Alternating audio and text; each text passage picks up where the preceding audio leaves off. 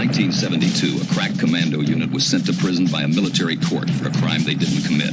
These men promptly escaped from a maximum security stockade to the Los Angeles underground. Today, still wanted by the government, they survive as soldiers of fortune. If you have a problem, if no one else can help, and if you can find them, maybe you can hire the A-Team.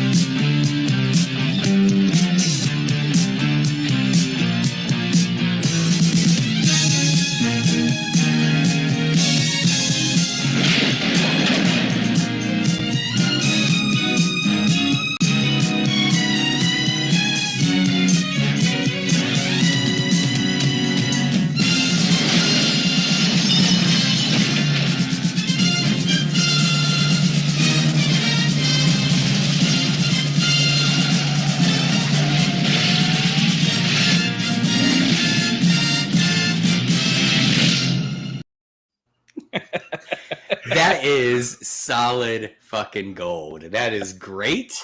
And I'm going to have that theme song stuck in my head all day now. So yeah. Welcome, everyone.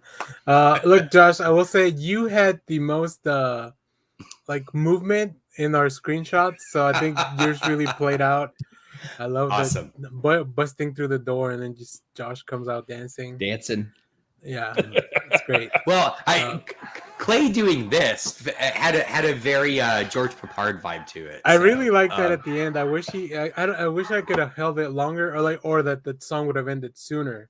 One of the two, but yeah, it's it's hard when we just sit in front of a computer to get all these action shots for the A-Team. Yeah, yeah.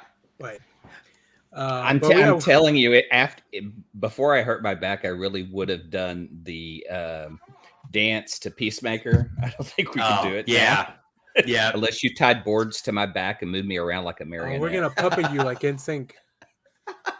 Well, welcome everyone. Hello, everyone. Thanks for watching. Thanks to everybody watching live. Today we'll be, and this is for people watching live. If you're stick around, we're gonna talk about the DC movies that we would like to see in the future. Or DC projects. Yeah, DC projects. So if you've been keeping along with the channel, you know that we're gonna get a little bit obscure because we like weird shit. So stay tuned, and if you want, come up with your own, and when we get to it, if you want to drop it in the chat, or if you're watching this later and you want to drop it in the comments, that'd be great. We are still on our way to 500. We're so close. We're like 9 people away. So come on, we can do it. Everyone watching can tell 9 people. Then we'll get there.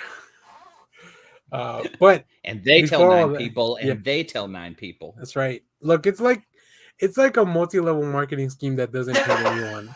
But this one doesn't hurt anyone. If anything, you waste a little bit of time.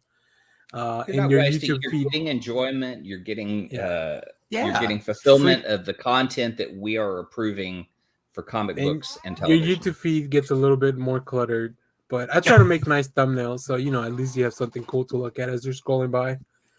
Look, I'll go on record. There's not a bad video that we put out at all. If I mean mainly Daniel and Clay. Daniel, it's mainly Daniel now. Yeah, that's true. Never all bangers, each one, every one. Yes. But before we get into that, we're gonna talk a little bit about what we've been watching and reading and doing and stuff in our previously on Next Issue segment. So Josh wasn't here last time, so why don't you kick us off? Yeah, you go ahead and kick us off. I know there'll be a part where we might have to boot Clay for a second while you rant. But go ahead and get started, Josh. I feel bad. I don't want to have to boot Clay to rant. So it's okay. He can cover his ears. He could take off his headphones for like 2 minutes. Yeah. Okay. All right. Well, Shelby will go to work here in a minute, and I'll have to disappear. So okay. All right. Okay, I'll try. I'll try and time it. I actually read stuff. I read comics. Yeah. The first thing is, I sat down last night to read some stuff and remembered that I had bought the What If volume that had that story that I vaguely remembered that I had to look up, and which is the backup story in What If number 31, which is, I believe, the first series of What If. Yep. And it is What If the Fantastic Four. God, how do they phrase it? It's like, what if the Fantastic Four had never been? Had never been, which is a lie, because basically what happens is, and kind of reading through the volume, I'd forgotten how often they did this in the first series. They take a particular moment in Marvel history, and the Watcher is like, what if this one moment didn't happen? And so in this instance, the one moment is when, after they crash land, the FF at the end of the issue all put their hands in, like, we're the Fantastic Four. It goes to that moment, and it's everyone's hands but the Thing. And the Thing's like, screw you guys, I'm a monster, I'm out of here, and like walks off. He basically becomes the Marvel Universe's Hulk at that point, because he's just so angry. And so they become the Fantastic Three, which just rolls off the tongue, let me tell you. And but what is interesting is, again, like, it's as I remembered it, as they tell this story, and it's basically the first issue of FF. Instead of fighting Mole Man and the Creature, they fight the Thing. And in the course of fighting the Thing, these people never become heroes. All right, you ready? Spider-Man, because he's on his way to the science fair when the Thing attacks, and he freaks out and runs back home to check on Aunt May. Iron Man and the Hulk never happen because General Thunderbolt Ross, thank you, hires them both to come in and create a machine, and they secretly are creating a machine to try and cure the Thing. And because of that, Tony cancels his trip to the Orient, as he says, and Banner never goes to the test site. Thor never becomes Thor because Donald Blake is stuck in a cab on the way to the airport to go to Norway. Yeah. I feel like there's one more that I'm forgetting, but it's like, and I got done with the story, and what I really loved about it was,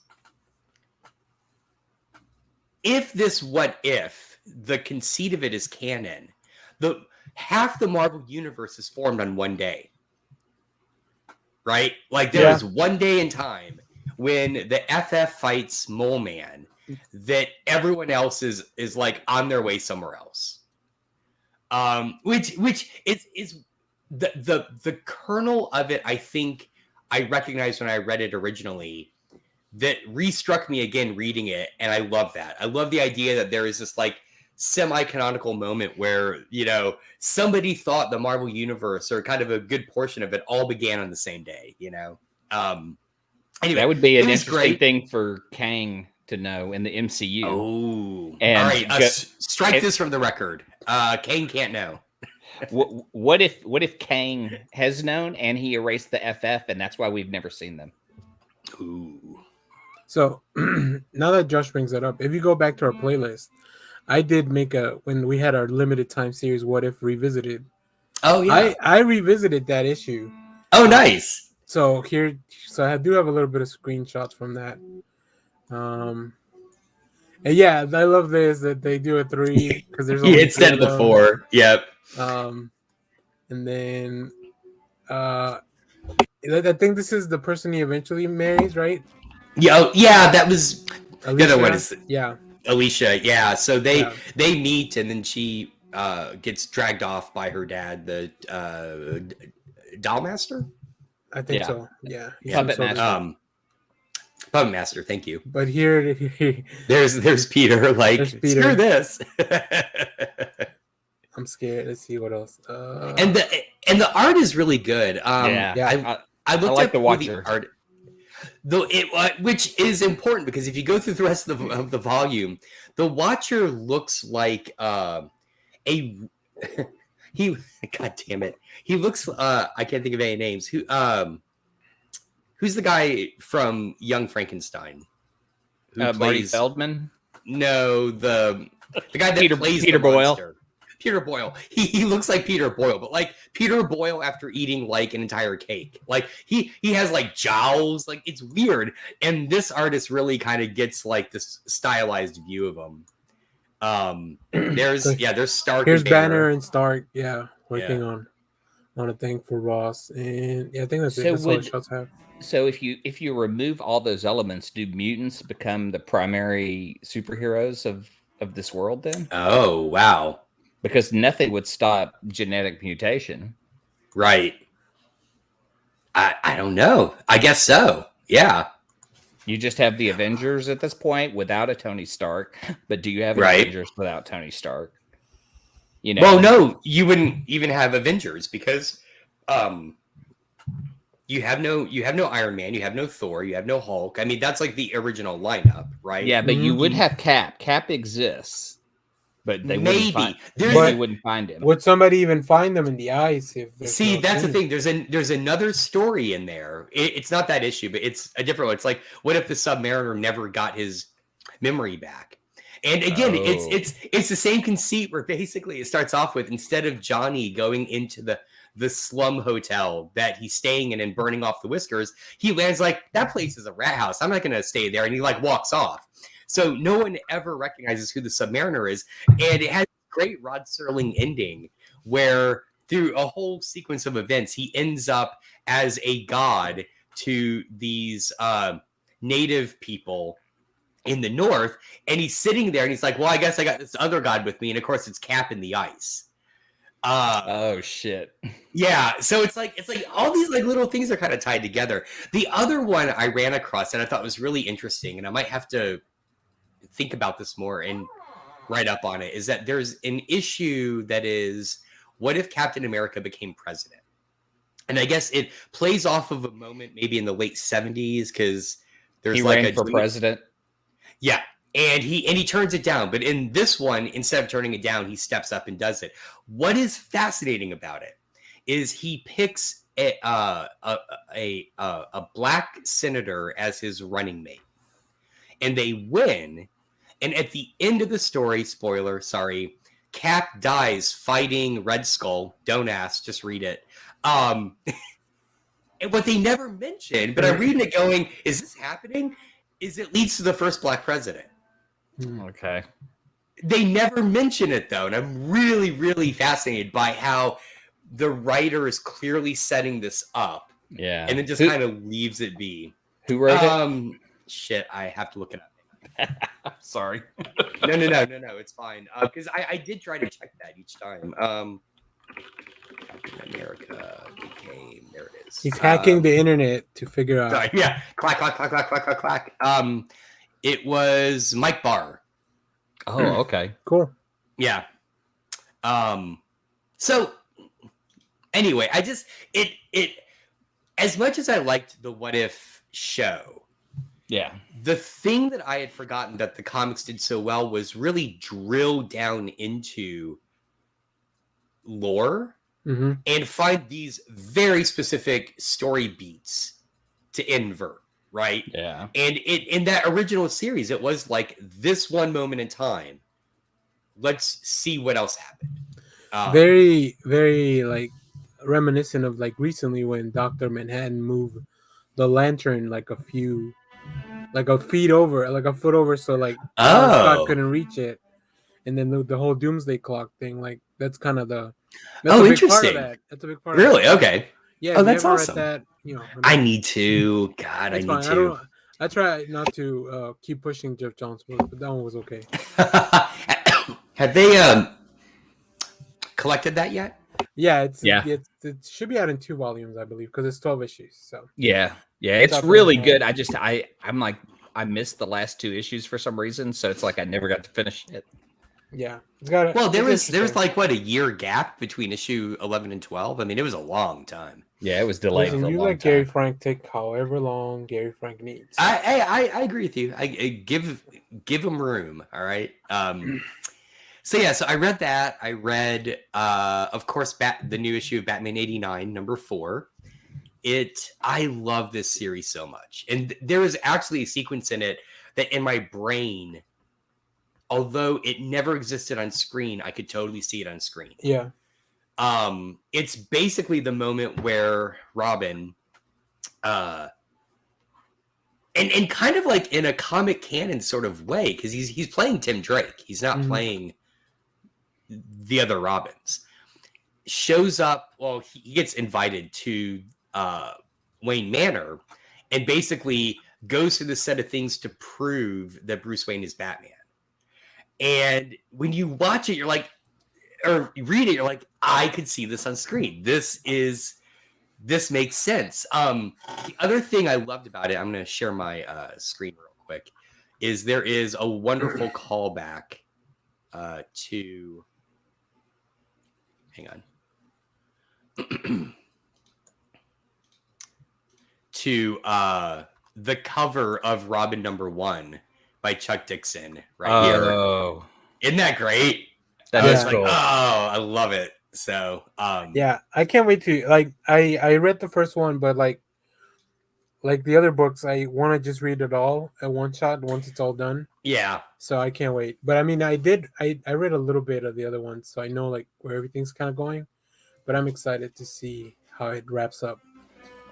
Well, and it was, in the past when I've talked about it, I said it's kind of unclear the timeline. This issue really clearly sets up that this is after Batman Returns. I mean, very, like, they alluded to it in previous issues, but this one is just like, oh yeah, this is Batman 3, right? It's great. I'm really enjoying it. The art, the writing, everything is just stellar. I also read, and I'm going to totally avoid spoilers here if you haven't gotten to it yet, but the new issue of Saga, 3 years in the making.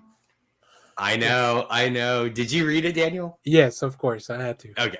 All right, good. I you guys know I rarely jump on new issues as soon as they come out, but that was one I was like, I've got to read this. And it's great. I mean, it gives you no room to breathe. You jump right in. Hazel's narrating. Did you recap? Did you go back and reread, or did you just jump right in? I saw there were a couple of articles posted that recapped everything, and I meant to read them, and then I just ignored it. Yeah, there you go. And I kind of remembered enough that I didn't really need it. So I would say if you had been reading up to that point and you kind of recall what's going on, just jump in. It picks up. It's obviously like a year or two later, right? They don't give you like a specific time, but it's a year or two later. You have to make some assumptions just based on like how much older everybody looks or whatever. Yeah, so exactly. And I forgot how almost every issue has one panel that will just slay me. And so this one, it was this panel. Yeah, let's reduce again. And while Josh puts that up, oh, here we go. Oh yeah. Yeah, this is so the guy had just basically, to get her out of trouble, claimed to be her husband, and then as like the authorities move away, she's like, "Don't ever do that again." And then you get this sequence. I just don't use my name in public. Sorry, you gigantic bag of douche. Like he doesn't know what to say. Yeah, it's really good. Our review for that video, our video review for that, it's almost at 300 views. So thanks for everybody that checked it out. So you can tell, even in our small channel, people wanted Saga back. Oh yeah, and everyone was really excited. And you get a double-sized issue for the normal price of $2.99. And very explicit sex scene. So I'm just saying, like, you come for the story, you stay for the sex scene. It was harder. It was hard to pick panels from that one to show in the review, but no, it's very interesting, and everything that they've set up, like Yeah, you don't. They didn't miss a step. Like they just. Yeah. Mm-mm.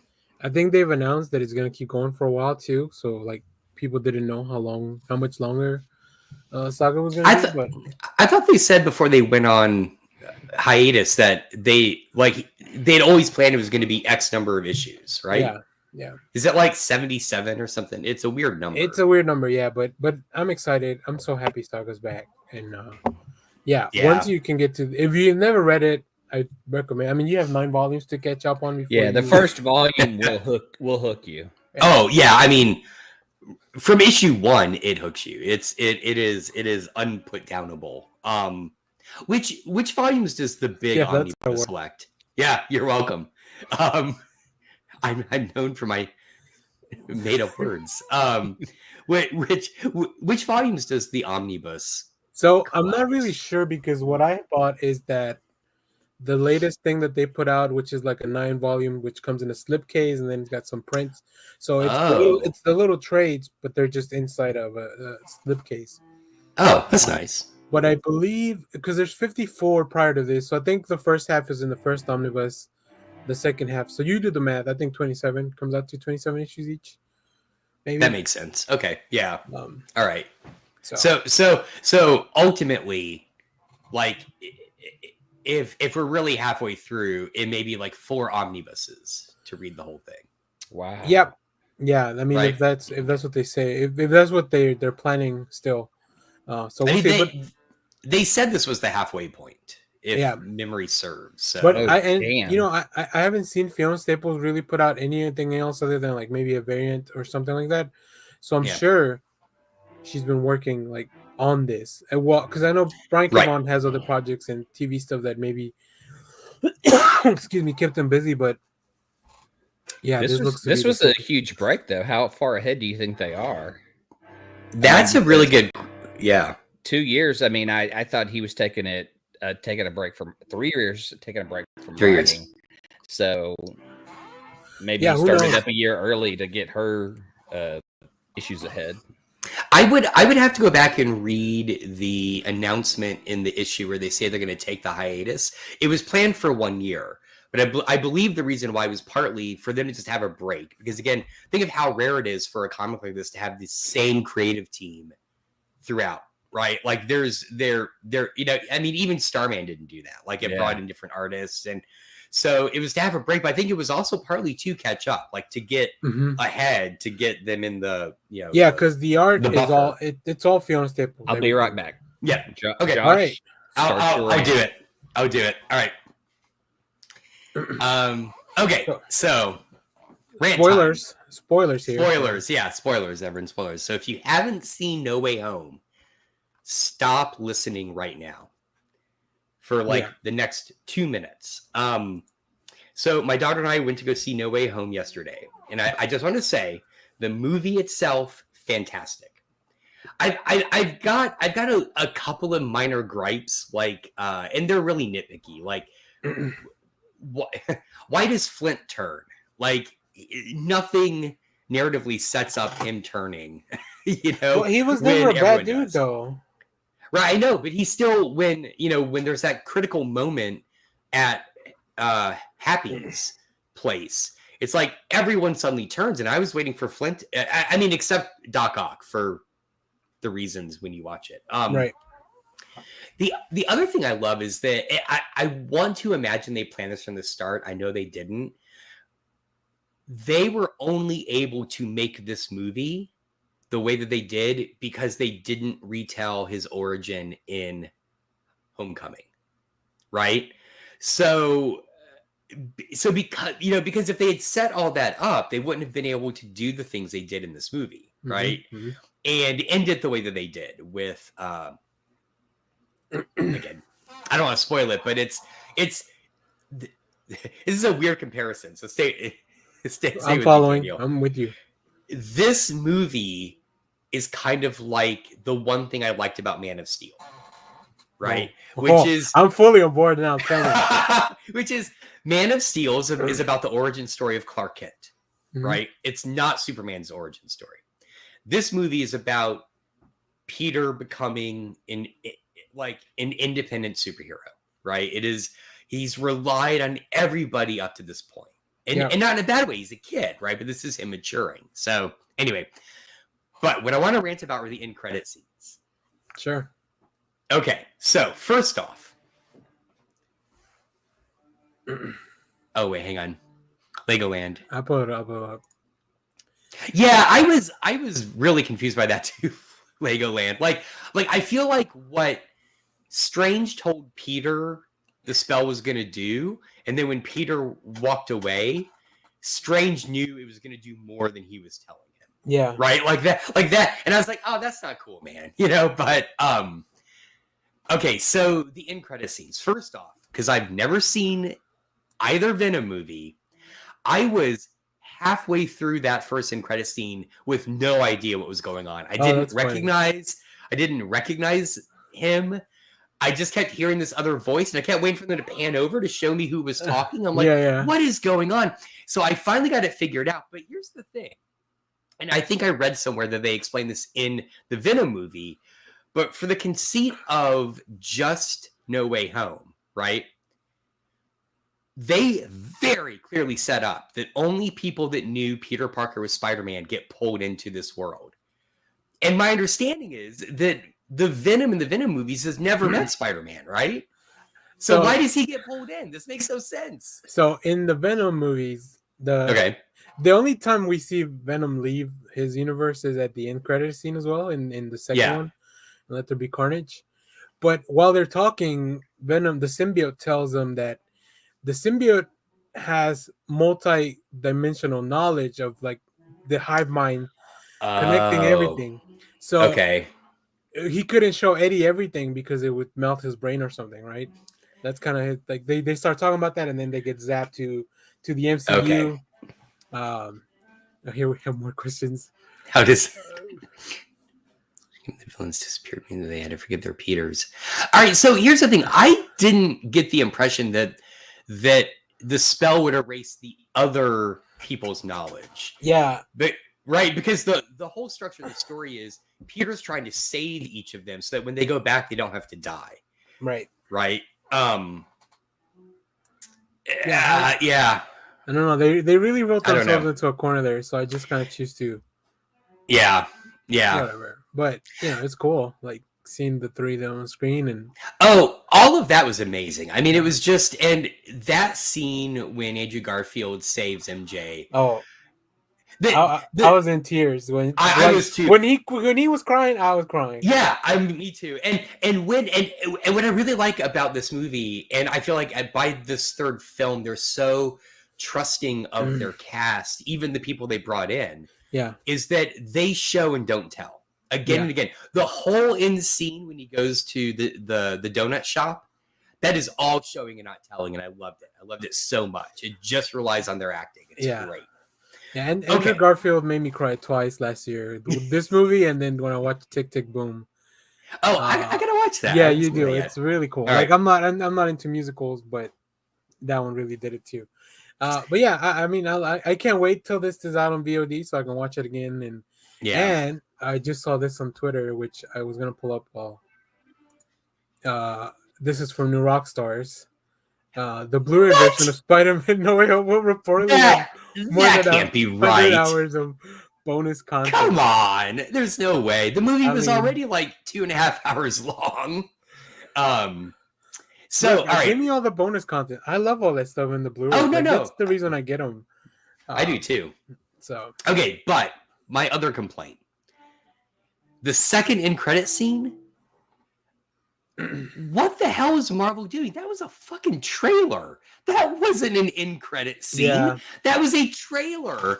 And the whole point of end credit scenes is it should be an in-story scene enticing you to the other films. Right. That was just, I mean, like it starts off and I'm like, oh, that's weird. We don't get narration with these usually. And then it goes for like 20 seconds. And I'm like, this is a goddamn trailer. Yeah, this is not an end credit scene. I mean, and it just kind of ruined it for me. Like, it's the first end credit scene that I just left angry about. Like, I was so mad. It's kind of like, did you go watch Amazing Spider-Man 2 in theaters? No. So that one has an end credit scene as well, but it's just like footage from like X-Men First Class or or Age of Apocalypse, one of those two movies, which is weird because but I think Sony just does that kind of shit too, like because I mean this is a Sony movie, right? So like, maybe they're just like, yeah, just put the trailer. I mean, everybody that saw that got to watch that trailer like I don't know weeks in advance because it took like 2 weeks for that trailer to come out. Well, true, but the trailer is out now. So what's the? I mean, I don't know. It just you keep complaining. We'll take your Marvel movies away from you, Josh. Will they? Never. Now, all right, Daniel. My question for you: did you feel like the Venom stinger? Did it live up to what you expected with the end credit scene of Let There Be Carnage? Oh no, not at all. Like okay, all right. They didn't. It might as well not have been there. The only thing they did is that they introduced the symbiote to the MCU, so they can use it whenever they want in the future. Right. Which I guess is cool. Like, but it's gonna be kind of weird because if you read the comics, the symbiote comes from outer space, not from a different dimension. Yeah, exactly. And he's been to space. Yeah, they've movie. Right. They've established that. I mean, hell, Fury comes back and maybe he's got a symbiote in his bag. Yeah, I mean, who knows, right? It's like when in X-Men Apocalypse, Dark Phoenix, Jean unleashes the Phoenix, but then in Dark Phoenix, they still explain to you that no, this is actually like they still go to space. And she gets hit by the wave or whatever. Like they have to re-explain it because they introduced it earlier. Oh my god! So yeah, it's a whole kinds of shenanigans. But overall, I think I put this like I don't know, like 2 or 3 of my favorite movies of last year. The movie itself is great. I just wish I had left before the end credit scene. Although I will say, it gave me just a little kernel to kind of want to watch Venom because I didn't understand the relationship between the two of them. And when the symbiote makes it stand up and he's like, "We're drunk, let's go skinny dipping," I was like, "All right, that's pretty good." Dude, Josh, I think you'll really enjoy both. So you haven't seen either Venom movie? Nope. Oh, I can't recommend them enough. All right, I might check them out. They're weird. Like they're campy movies and they're fun. And they're only like 90 minutes each, so like you don't like it's not like you are required to sit there forever. Okay. And Tom Hardy, like just seeing Tom Hardy act with himself because he also voices Venom. Oh, he does? Oh, yeah. He makes that voice. Cool. So like it's really, really interesting. Yes. Bartending is life. Oh yeah. All right. So Clay's back. Okay. I will show you this. I did get this in the mail, which is the steelbook for Let There Be Carnage. Let There Be Carnage. Let me get Clay back in here. Hey Clay, we're done. Don't read the chat. Okay. Yeah. Yeah. Don't read it. Don't read it. I've got one more thing, and I was hoping Clay would be here for this. We started watching on Peacock. There's a new show called True Stories with Ed and Randall. I saw that. It is so good. It is so good. So it's got Ed Helms and Randall Parks, and it's kind of like it's the format of Drunk History without the drunker history. It's basically the idea is everybody has that one legendary story that happened to them.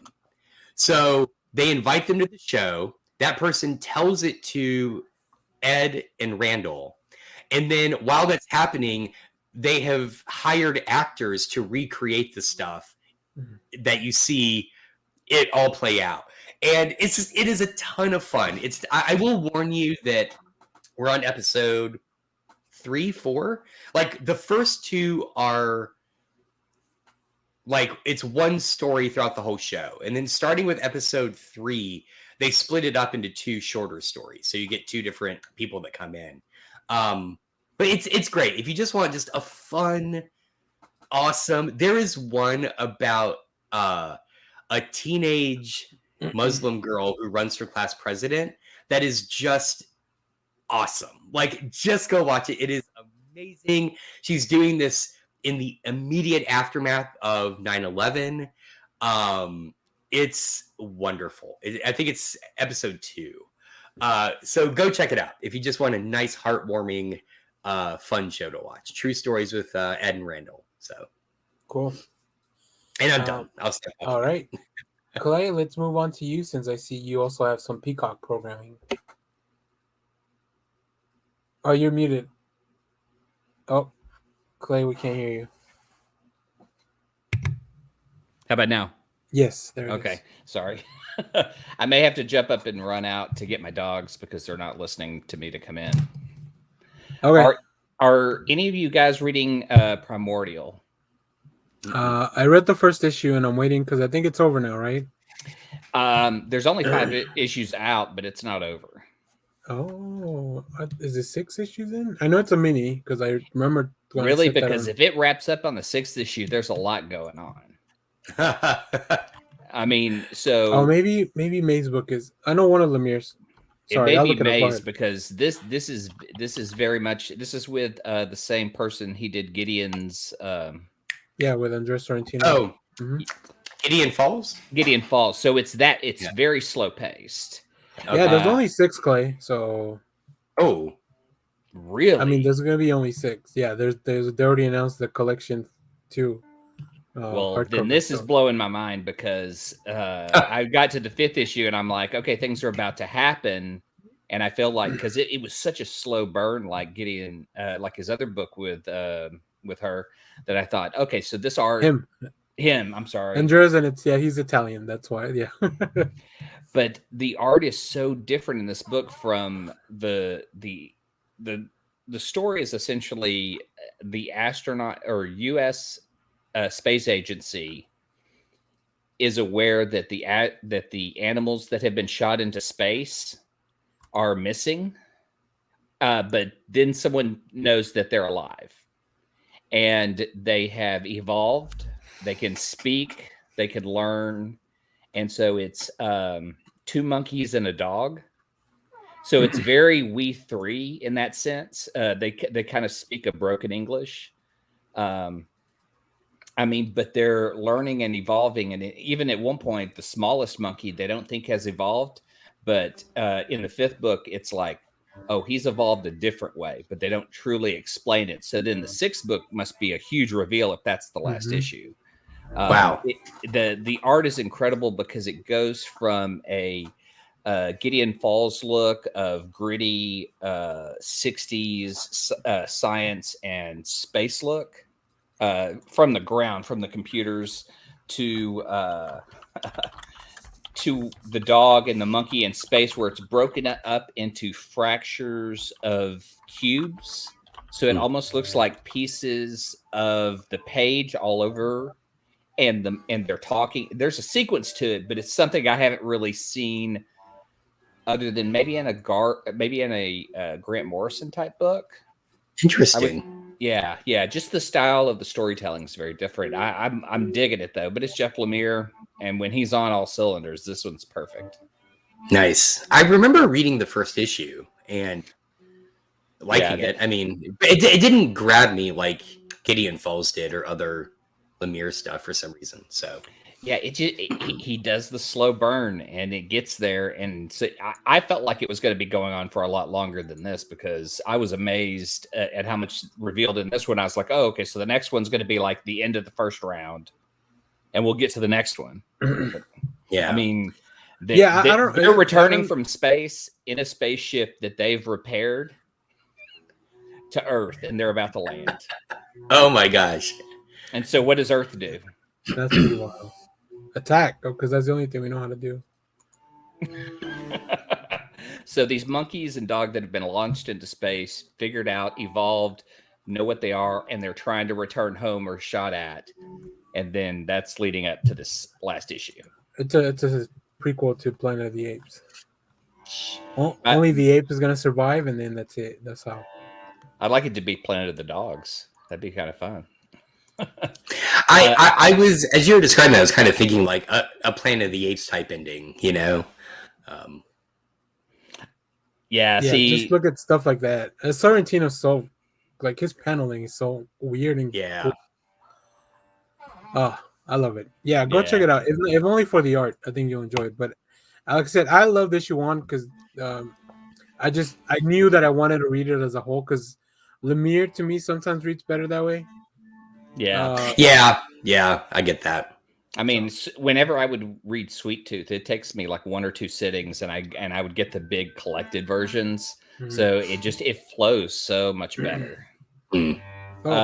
Clay, sorry. One thing we will tell you about Spider-Man that's not a spoiler, but we did find this out while we were talking. The Blu-ray version of Spider-Man No Way Home will reportedly have more than 100 hours of bonus content. That's the face I made.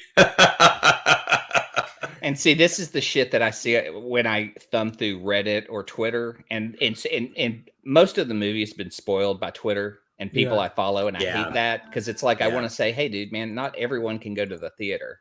You don't have to post every spoiler you find. Yeah. But you know, Twitter is what it is. So hey, if you want to watch it, there's always a live stream of it on TikTok somehow. I don't know where people. I don't know where, like people are just streaming it live. I don't know where from because it doesn't look like a theater. So yeah, it's wild, dude. I like to imagine it's just Kramer sitting in the audience holding up his phone. You know. Yeah. Well, I am waiting for it to show up on a Plex server. If you have the Plex servers I sub to, so it should be out soon in VOD somehow in the next month or so, I would think. Yeah. The rest of the stuff was mainly movies and TV, but like on Peacock, I did start Rutherford Falls. Yeah. With Ed Helms, and it is great. If you like, it's Ed Helms and Mike Schur. If you don't know who Mike Schur is, he did Parks and Rec, The Office. He wrote for SNL. He's Mose, right? The Good Place, right? Yeah. He's Mose from The Office, right? Yeah. Yeah. But he's also the writer producer. So right. Rutherford Falls is the story of Ed Helms, who is kind of the I don't know how you would say he's part of this town that his family helped establish. He has his name. He has this statue that's in the middle of the street. Is kind of the problem. Is they have this founder's statue that's blocking traffic and causes problems. And then it just kind of escalates from there of who is this person? How were we founded? What happened to the people who actually did live here? Because there's an Indian reservation that has a casino on there. And it's mainly Ed Helms coming to terms with what his real history is. Mm-hmm. And then a woman within the Indian culture who works at the cultural center dealing with the problems on her side. And it's pretty funny. I enjoy it because they do it in a really good way, in a really smart way. Yeah. And they're best friends, which for me was like the keystone for it, right? Because even though they both have this like deep abiding investment in their histories in that town, they are best friends.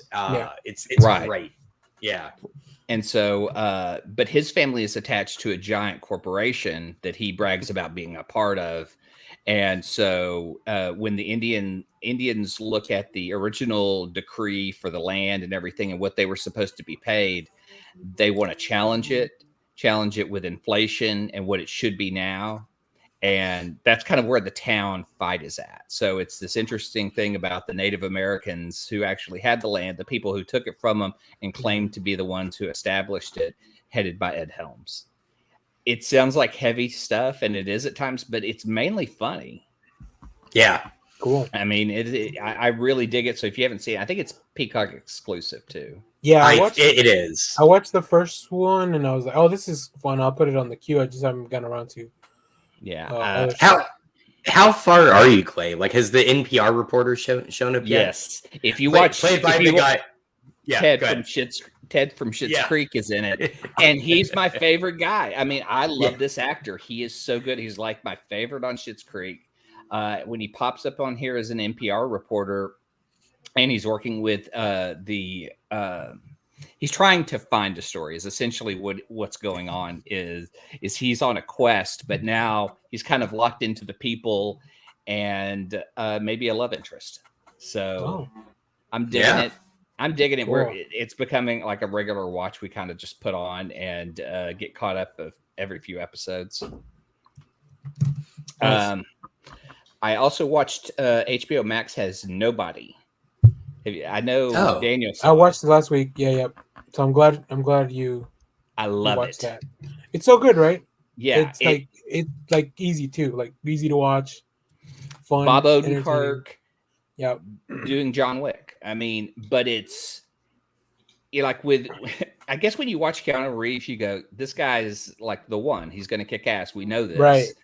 But when you watch Bob Odenkirk like doubles down. So like at one point on a bus, like he's going to kick the ass of like these 5 dudes.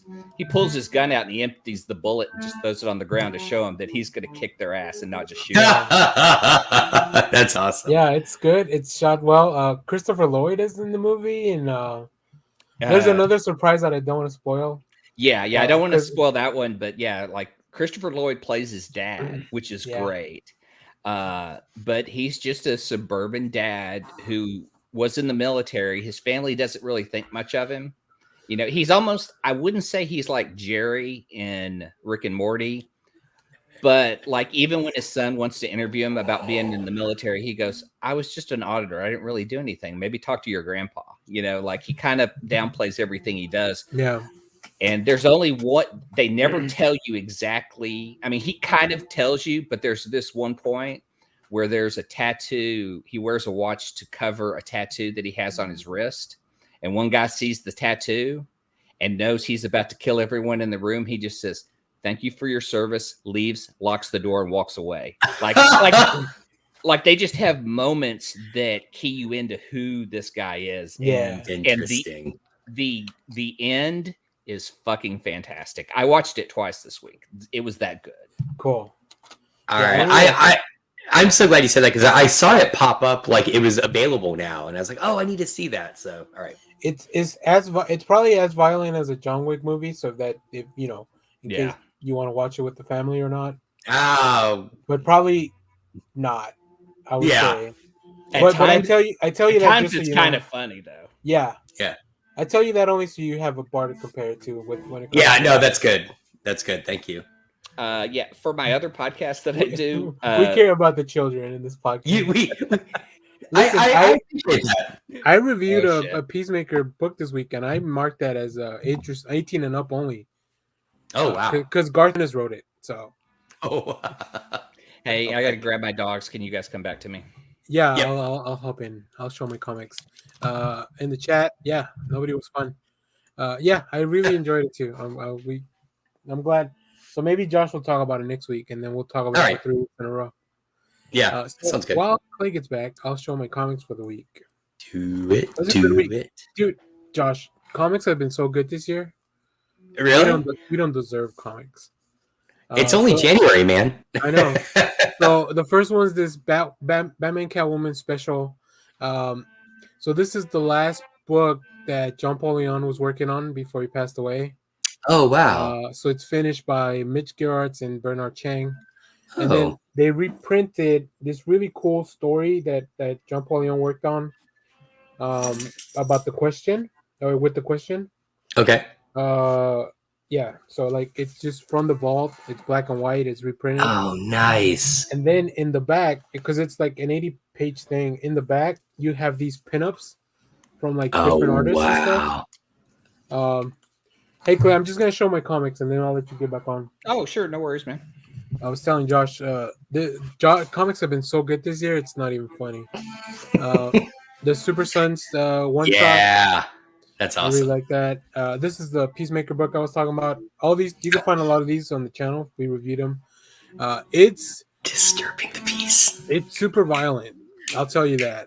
And then I read Human Target, which is amazing. I got this cover because that's the only one they had. Oh, really? So the other cover is the one with all the onomatopoeia and like the really bright yellow background. Yeah, there you go. Oh, nice. Oh, that's awesome. Damn, I want both of those. Yeah, me too. Is that Blue Beetle? Yes. Oh, love it. Yeah. Oh, that's so cool. When I get to go to Titan next week, I'll hopefully I'll be able to pick that up. Here. DC versus Vampires number 4. Yeah, number 4. This book is so much fun. It's so dumb, but I mean, Rosenberg and Tinian are doing just really fun stuff. And the art's by Otto Schmidt, so like, it's gonna be good. That's the main reason I got that book. Yeah. The Marauders Annual with Steve Orlando's taking over the book in the next few months. So this is a little preview. Somebody said this guy, they brought him back from like the X-Men 2099 series. I had never Really? seen him. His name is like Brother Bloodlove or something like that. It's a weird name. Of course, 10 Deaths of Wolverine, because so what I wasn't expecting was that this book is a follow to the Inferno story. So if you read Hawksbox and you enjoy that, and then you read Inferno and you enjoy that, you want to pick these up because the story continues here, and I wasn't expecting that.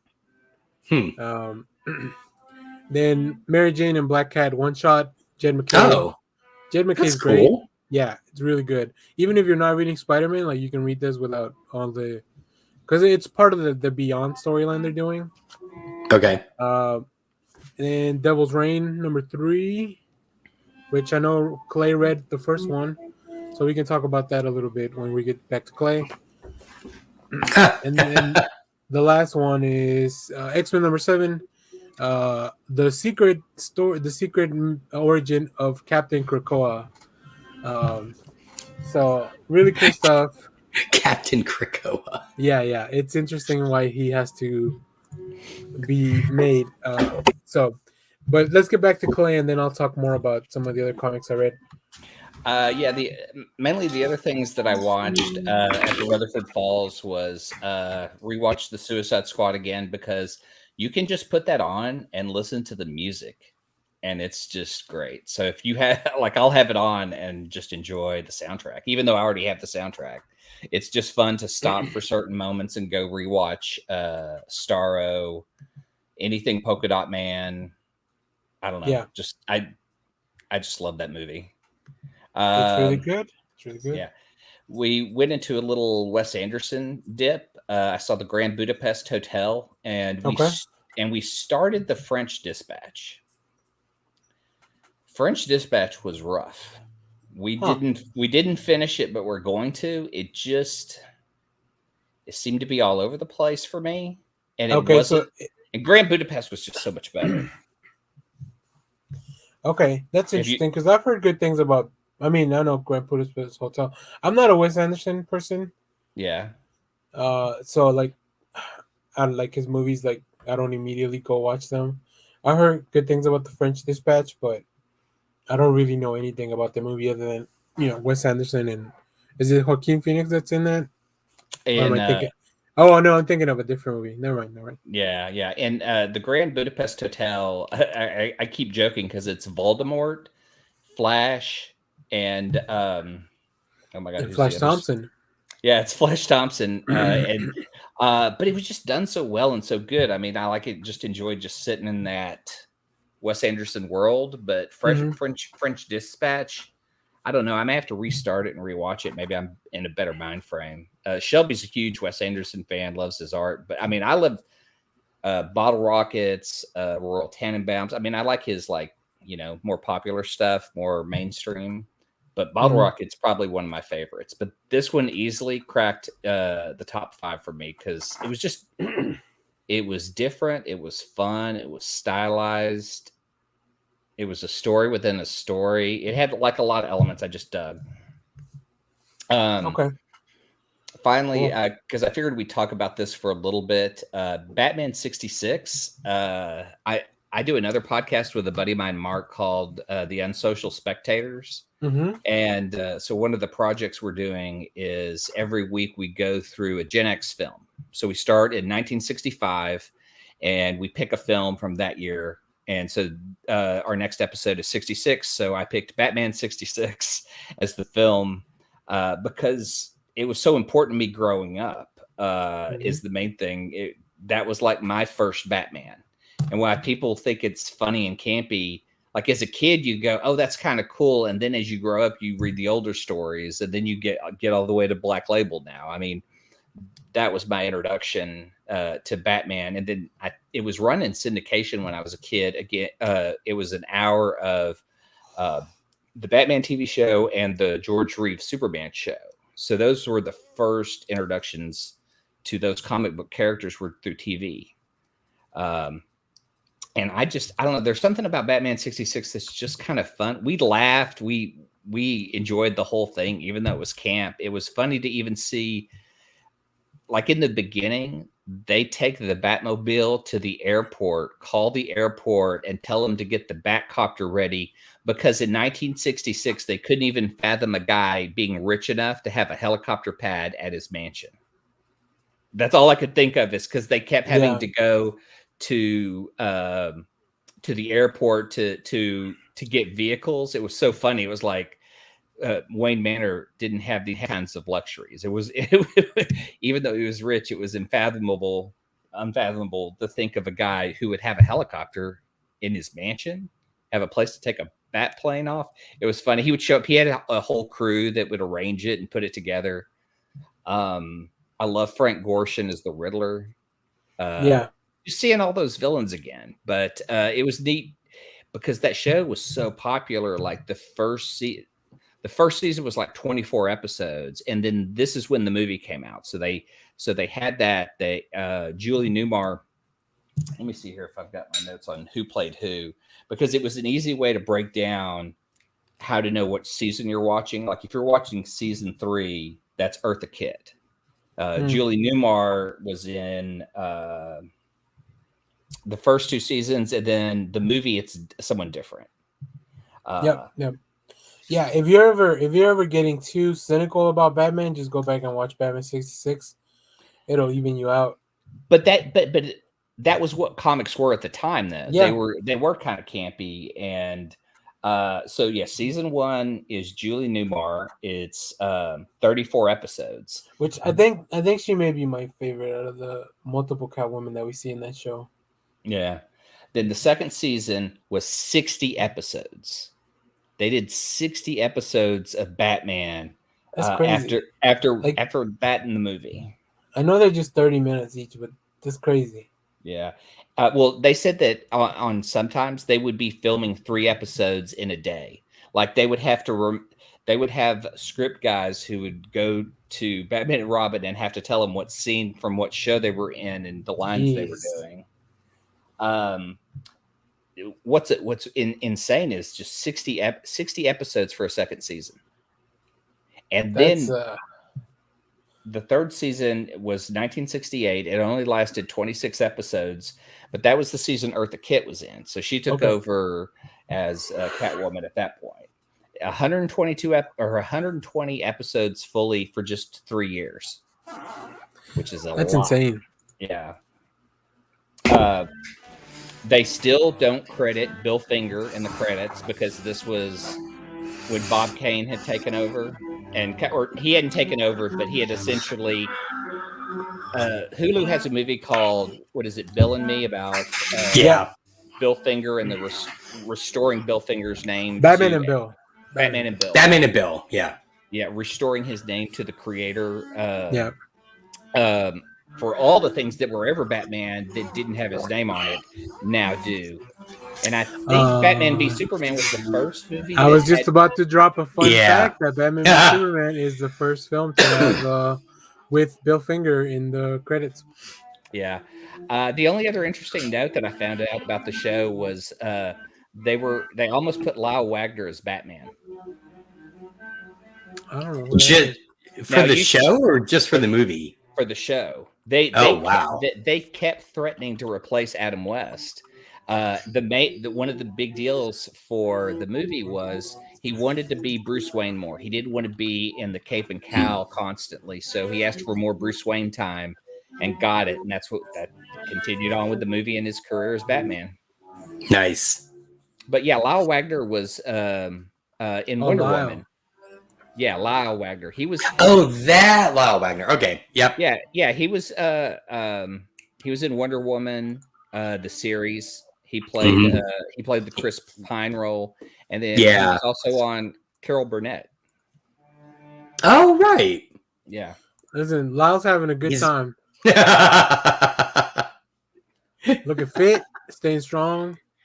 I feel like that Speedo is photoshopped on there. It just You- looks a little. I'm not gonna dive into too much of the story. Don't worry. I don't.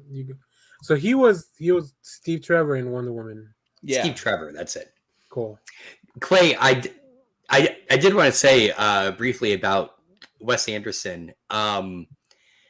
If Shelby likes Wes Anderson, I was at the bookstore the other day and stumbled across a book called Accidentally Wes Anderson. And it's just a collection of photographs people have taken that look like scenes from Wes Anderson films. And it's a beautiful like coffee table book. And it's great. Cool. It's great. So yeah. There's even a subreddit called that. Oh, that may be what it's from then. Yeah. So yeah, I love his look and style. And this would I really have kind of been down on his films lately and didn't enjoy oh God, The Fantastic Mr. Fox. I don't know why. You didn't? I didn't. Oh. Shelby's gonna make me rewatch it. I mean, we have a stack of them over here. And when I rewatched Rushmore, hated it. Oh, Really? That's when I totally pivoted on, because I was kind of like, man, that guy's such an asshole. I can't watch this whole movie. I just thought he was funny when I watched it originally, and then just kind of got down on Schwartzman, but it's a good role. He's supposed to be that guy, but I get kind of bored of watching an asshole. I think Ben Schwartzman shows up in The Righteous Gemstones this season. Damn it! Don't tell me that. I think if it's the same person I'm thinking of. Him and Eric Andre are on this season. Danny, you're thinking of the guy from Parks and Rec, right? The one from the porn shop. Ben Schwartzman? I'm thinking the dude that runs the porn shop in Parks and Rec. No, that's oh shit. Hold on, let me pick up Rushmore because it's right here. Oh, no, you're right. You're right. No, this guy does show up. Jason Schwartzman. Yes, that's exactly who it is. Jason that's Schwartzman. exactly Jason it. Schwartzman. For the video store one. Yeah, that's it. Yeah, that's him. Okay, cool. Yeah, Ben Schwartz is the voice of Sonic. Jason Schwartzman is Rushmore. Yeah. Oh, okay. Well, now I do love Grand Budapest Hotel. It's a fantastic movie. I'm a little worried to watch The French Dispatch because I remember it just kind of got bad reviews. It just kind of came and went, and I feel like at a certain point you can have too much Wes Anderson in a Wes Anderson movie, right? Like, okay, so yeah. To me, peak Wes Anderson is Royal Tenenbaums. Yeah, I was gonna say that, and just because we were rewatching it the other night, Life Aquatic, like those two are like they just kind of hit the sweet spot for me. So do we know if Royal Tenenbaums had anything to do with the tracksuit bro gang from Hawkeye? Classic tracksuit. I don't know about that, but if you've ever read the other J.D. Salinger stuff that's not Catcher in the Rye. The Glass family stuff is clearly inspiration for Royal Tenenbaums. Like to the point where I'm kind of amazed he didn't get sued. Because it's very much a riff off of the Glass family stuff. So yeah. Okay. Cool. Yeah, but that's it. If you want to check out a deeper discussion, subscribe to my other podcast, Unsocial Spectators, with me and Mark Ramsey. No, all right. Yeah, if Clay gets me a link, I'll put it in the description afterwards. All right. Well, I'll go through my stuff real quick. I didn't watch much this week that I like, other than this normal stuff the ongoing stuff. Also, the Law and Orders are on hiatus till February 24th when the original Law and Order gets back. So I can watch 3 different Law and Orders in one night. Oh my god! Wow, that's a lot of Law and Order, man. I did watch finally a movie that I hadn't seen. It's I want to say it was Craven. I hope I'm right. Or John Carpenter. Goddamn, it's Red Eye, and I don't remember which one of the directors, which of the 2 directors is. I get them mixed up. Red Eye with with the Scarecrow. Yeah. Oh, And jeez.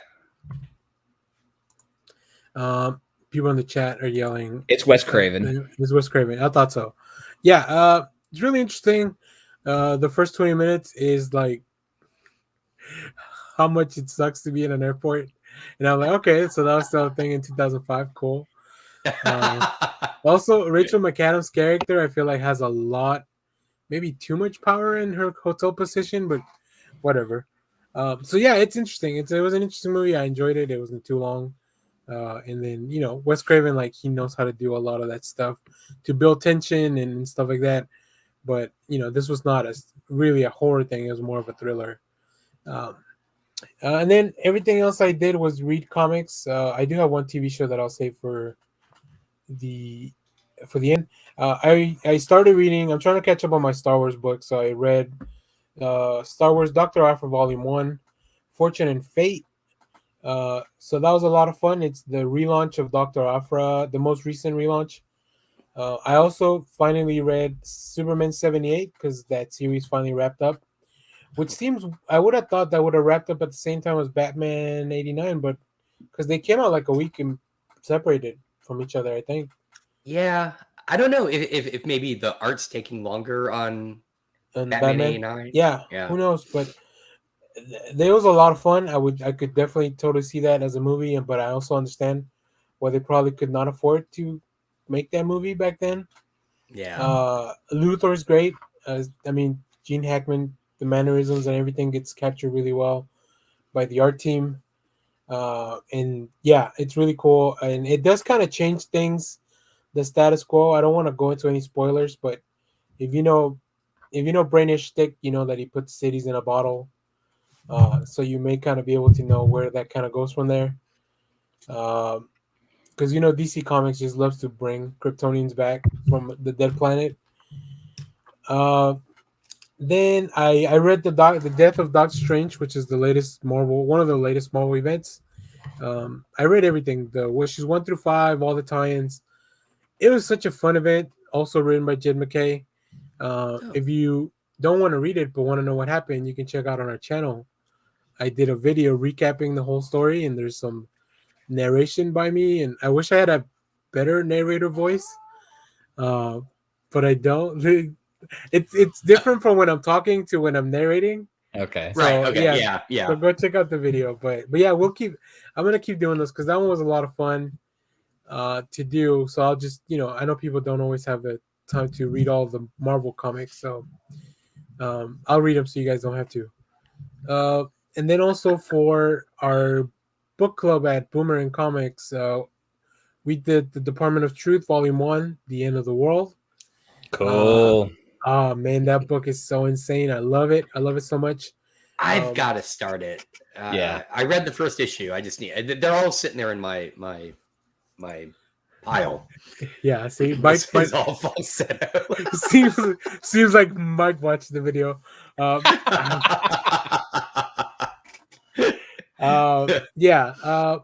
Department of Truth is great. I can't wait to dive into Volume 2. It's definitely grim and dark and sad as a book. Like it's not like a fun ride, I'll tell you, but it's definitely entertaining and it's interesting.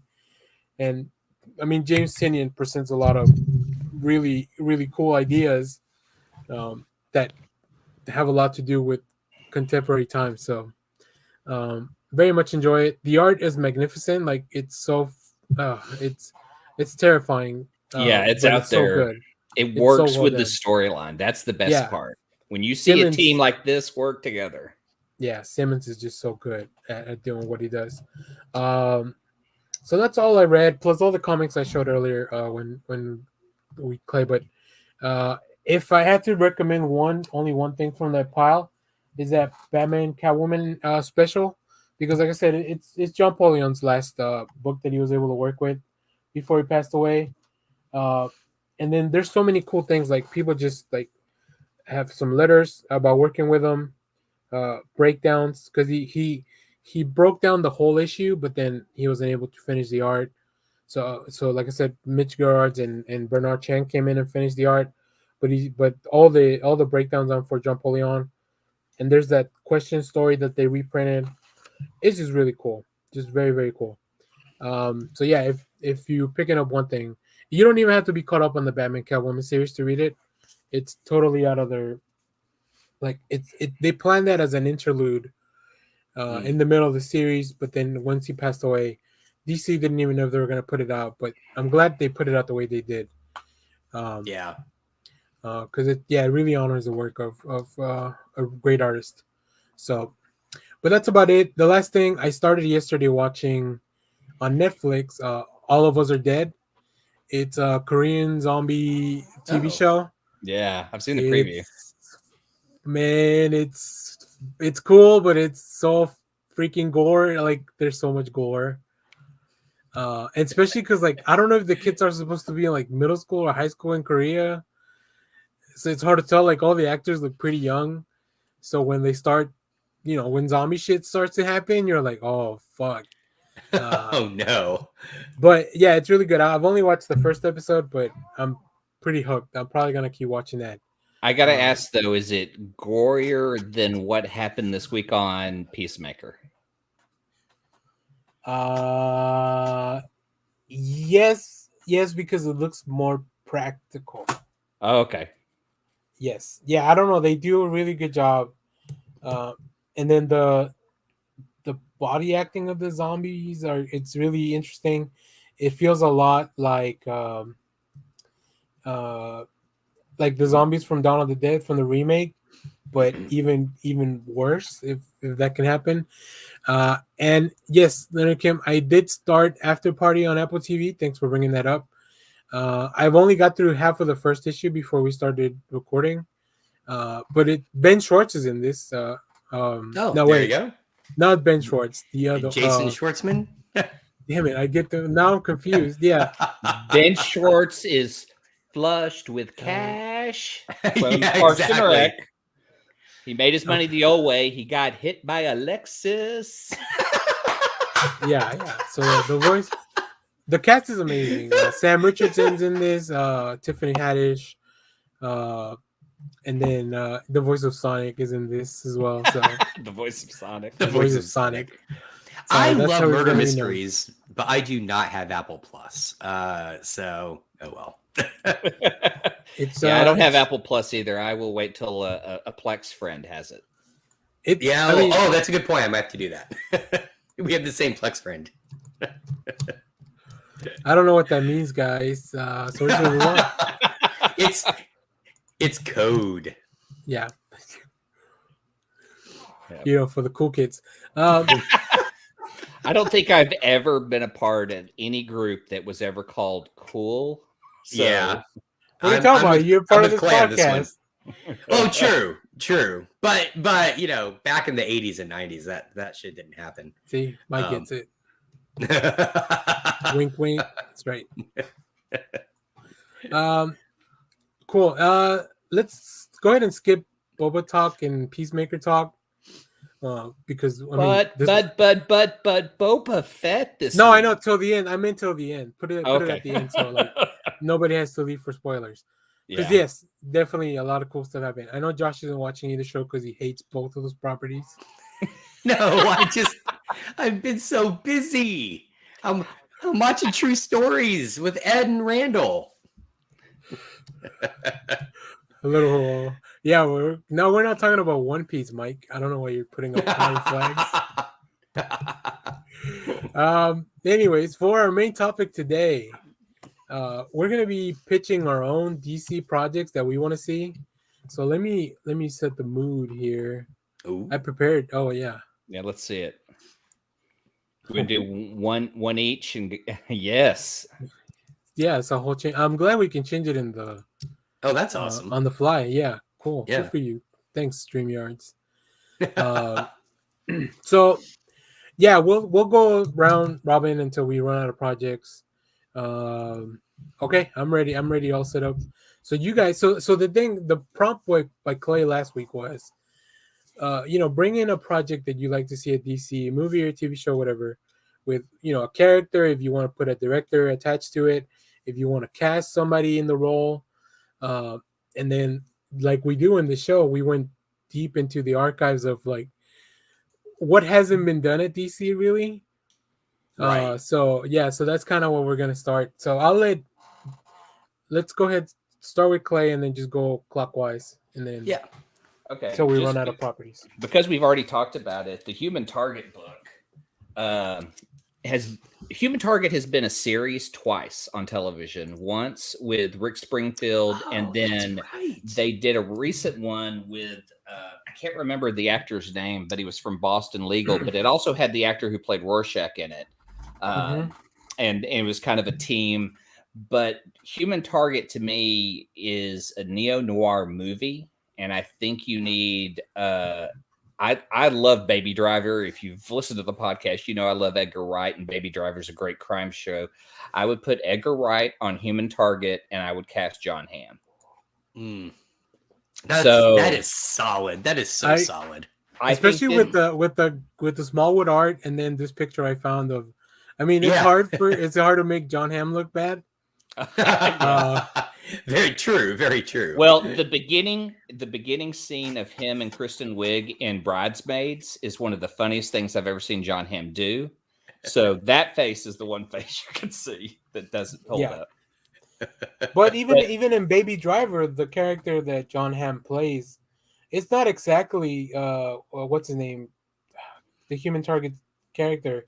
Chase. But it's very similar though. Like there's a lot of similarities between those two characters. Cool, the car, and in the chat, if you're watching and you have your own pitches, let us know. That'd be Mike great. like that, so good. Yeah, let us know in the chat if you have your own DC movie or project that you want to see in the future and all that stuff. Or if you're watching this later, put it in the comments. But sorry, go ahead, Clay. Oh, no, but there's such a rich history. We don't have to even focus on the Tom King one because it's not even done yet. There's so much Human Target stories to go on, but I feel like it would hold up better as a movie, and that's why I want to put a movie director on it.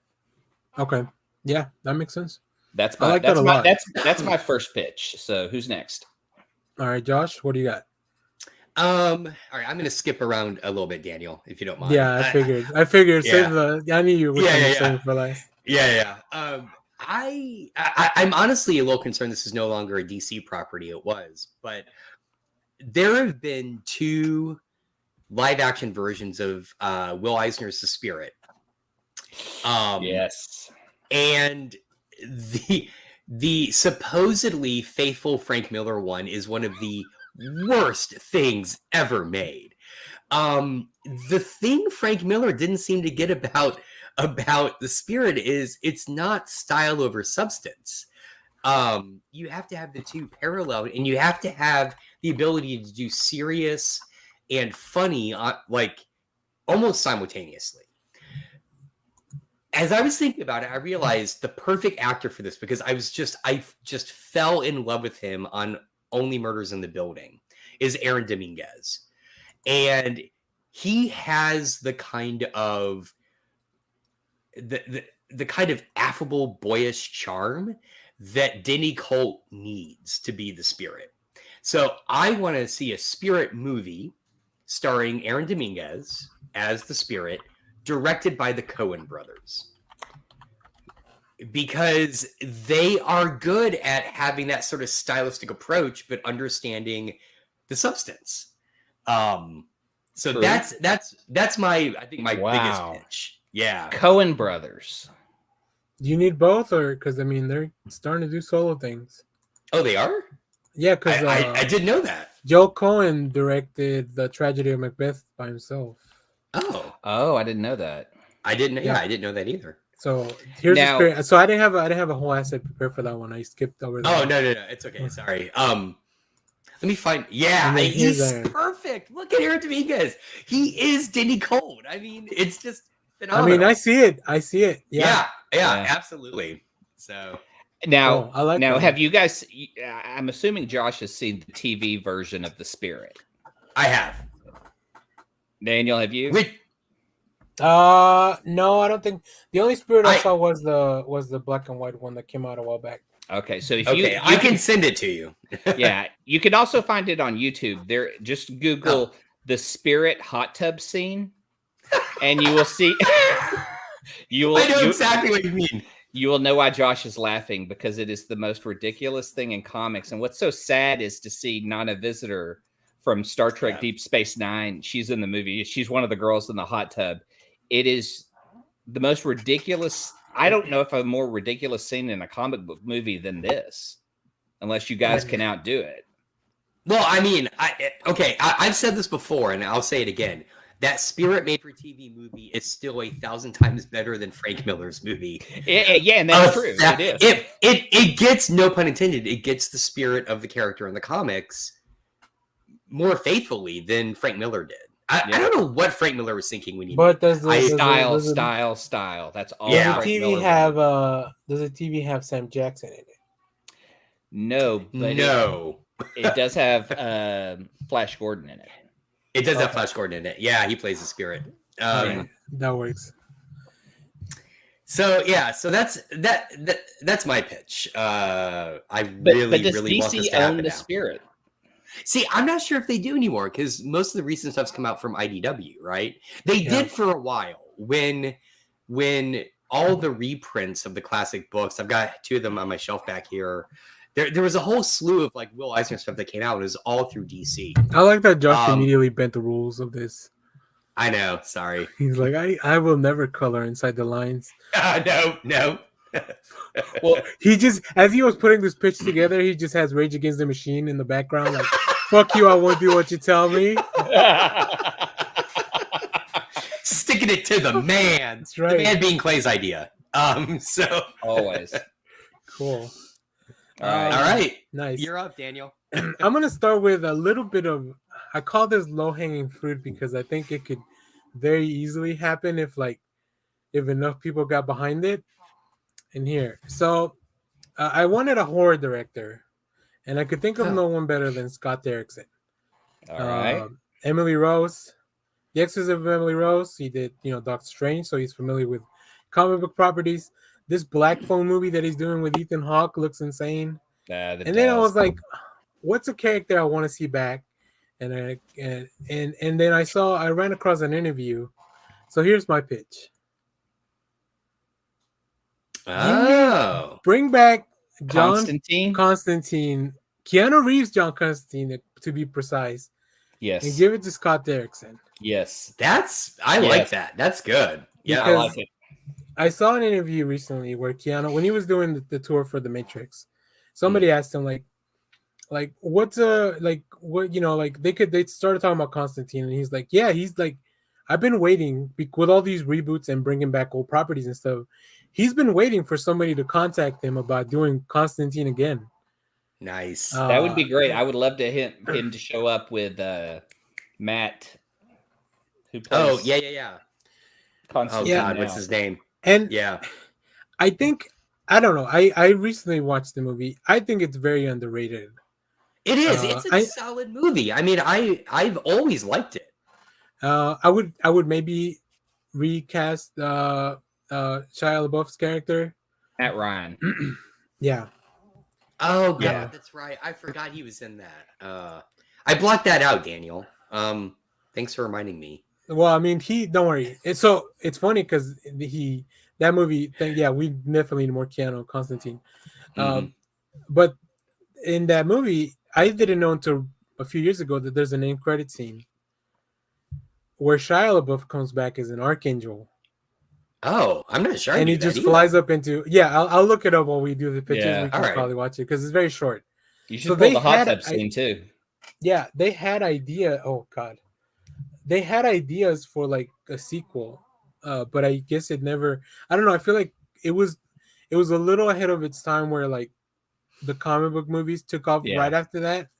Yeah. Right. Yeah. So I'm very, very like it. I don't know. I really feel like that needs to come back. So it was a ballsy move, honestly, because they pick one of the most interesting storylines. It's the first Garth Ennis storyline. Yeah. And I think everyone railed about the fact that, and it's true, that Keanu he's not British, he's not blonde, but if you get past your expectations for what Constantine should look and sound like, yeah, it's a solid portrayal. It's a good movie. I mean, I mean, yeah. isn't it Tilda Swinton? Tilda Swinton's Gabriel. Gabriel. Yep. I mean, the Who- look of it, the feel of it. It's The awesome. guy playing Satan is so good. That whole scene inside the circle is just it's solid. I gotta go watch this again. Here, let me see. Can y'all hear that? Let me see. All right, let's try now. Can you hear the credits? Yeah. Okay, Yep. cool. So this is after the credits. That's Shia LaBeouf's tomb. You did good, Ken.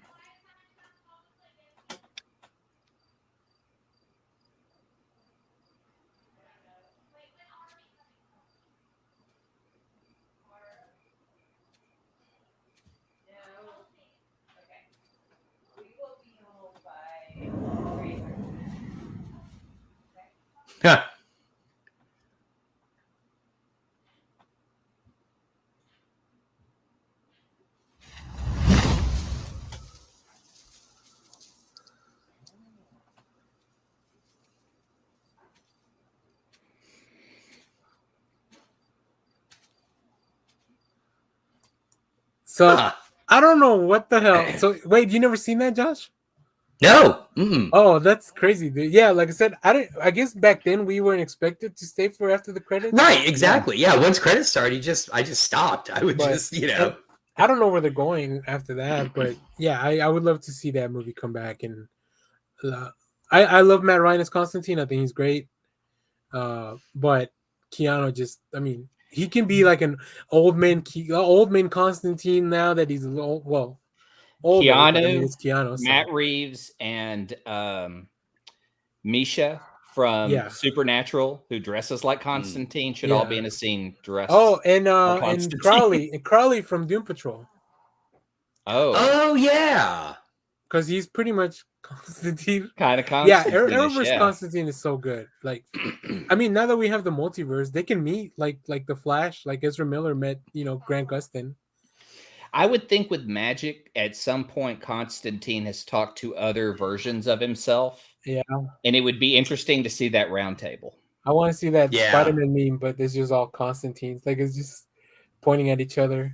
Yeah, Constantine would go to every other version of himself to try to figure out problems. I think. I was spitballing a Books of Magic movie, but I couldn't come up with an actor or a director. But that would be a way to bring back Keanu's Constantine. So, what about Daniel Radcliffe?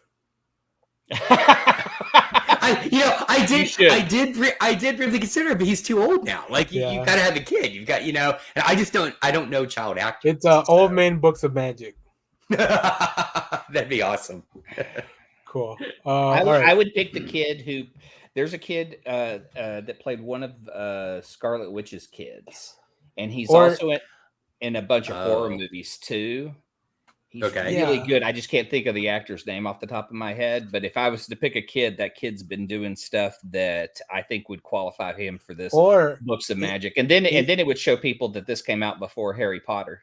Yeah, exactly. Or if you need a kid with an accent, I think he was just in that movie, the movie about growing up in Ireland that it's in black and white. Came out last year. I don't remember what it's called. Oh, yeah.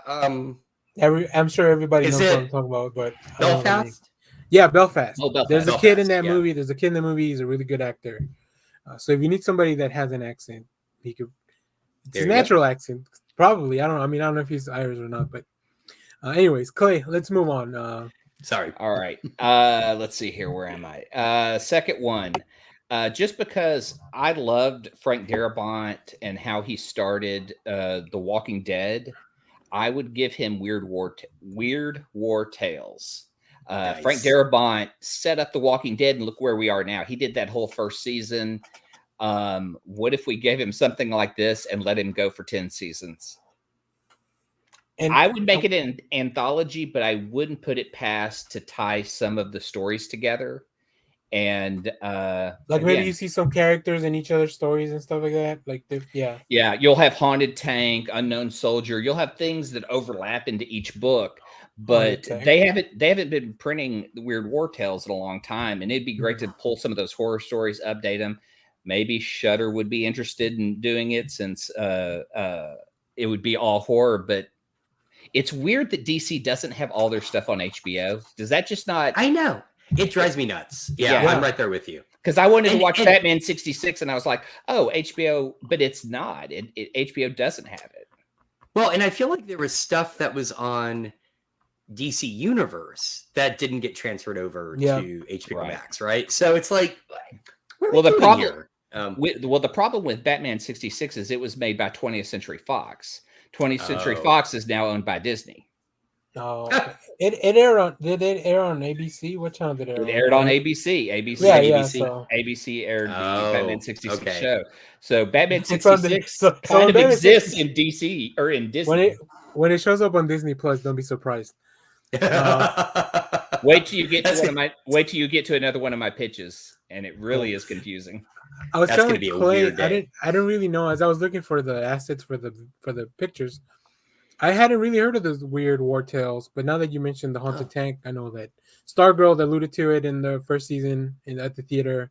So I think that'd be interesting. Right. Yeah. So horror anthology.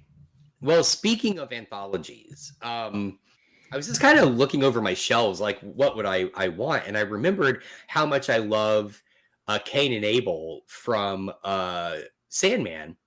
And so I had the idea of bringing back an anthology series of House of Mystery with Cain and Abel. Yes. And every episode is introduced by Cain and Abel, played by Simon Pegg and Nick Frost. Yes. Which I gotta say, I want to see this so bad now. Like, I just want to see this. And it is directed by Jordan Peele.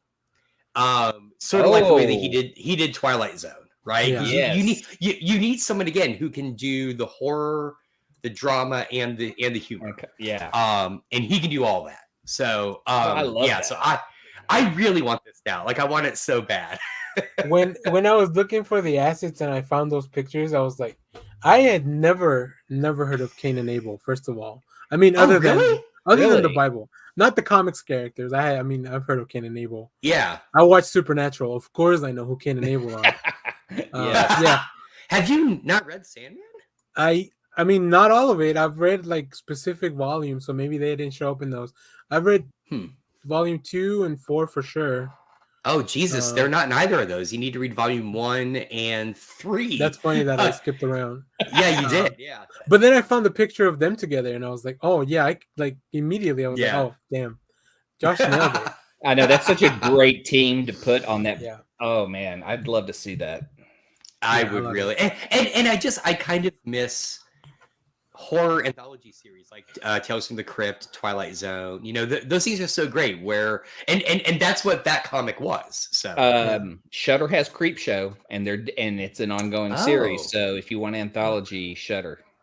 Okay. Well, and cool. the war, I mean the Weird War Tales, that also seems pretty horror. So, So these were comics out at the same time, right? This is what, like early 70s for Weird War Tales and House of Mystery. It was that whole horror boom after the Comics Code got like lessened a bit. It wasn't as severely they worked around mandated. Yeah. So to complete this horror hat trick that we have going on, my next pitch, I wanted to bring my people into the fold. So I started thinking, okay, let me start with a director. Okay. And then I think horror, Guillermo del Toro. Easy. I have this one down. I had this one down and I scratched it off. Easy peasy. Then I was like, all right, who do I want to see him work with? And I've heard magnificent things about Nightmare Alley, which I've yet to see. I think it's coming to VOD pretty soon, so I'll be able to watch it. Yeah. But I was like, all right, Bradley Cooper, great. Now, who do I want Bradley Cooper to be? And then it clicked. And I saw The Spectre. And I was like, oh, that's good. Shit. That is really good. So I was like, this is it. This is it. I thought about Phantom Stranger. But then I saw this Magnolia cover of The Spectre. Yeah. And I was like, oh, it's all there. Like it's all there. So I thought you were going to go Justice League Dark because that's the one. That's where I started. I was like, maybe a House of Mystery show or a Constantine thing. But then with Constantine, I went in a different direction. And then I was like, they've already announced the Zatanna movie, so like, so yeah. But then I was like, well, Bradley Cooper's almost done with doing Guardian stuff, so he should be available to do stuff in the future. And then I figured that the Spectre was like the perfect, you know, I really wanted to do like a Spectre Phantom Stranger type of thing, but I don't know, like I really like the concept that one of them is the left hand of God, and then the other one's the rightful vengeance, the other side. So like they're kind of up sides of the same coin. Like at least they set that up in the Forever Evil Trinity, like all those books from the New 52. Yeah. So I've always really liked that. And then I like Bradley Cooper. I mean, it's weird though. He does Rocket and then could do the Spectre. Yeah. Would it be like, CGI, or would you just have him as a person most of the time, or in costume? I think I would like to see him as a person most of the time, but you could definitely enhance his look. I don't know. All Guillermo del Toro would figure it out. I trust him. I mean, I wrote down Justice League Dark because I know he started on that, never finished it, and it bums me out. I'd like to see a final Justice League Dark by Guillermo. Yeah, but it's really interesting that, I don't know, like maybe because they don't focus on DC horror as much in the movies and TV shows, like that's where we all three kind of went. Yeah. I mean, four of the three things four of the things we talked about are horror. And I don't know the tone of Cain and Abel, but I mean, it's in a Sandman book, so it's definitely horror adjacent. Yeah, DC has two things to me. They have superheroes and then they have weird. And their weird is like Doom Patrol, the stuff that they're putting on HBO Max. You know, I wouldn't say Stargirl's weird, but I definitely say it's not standard superhero. It's definitely made for younger kids, younger than me, which is 50. So, but yeah, there is no horror. There is no.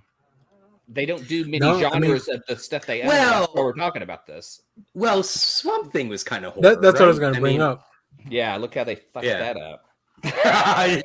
That's true. And that makes me so damn mad because we could be watching the season 2 of that on HBO.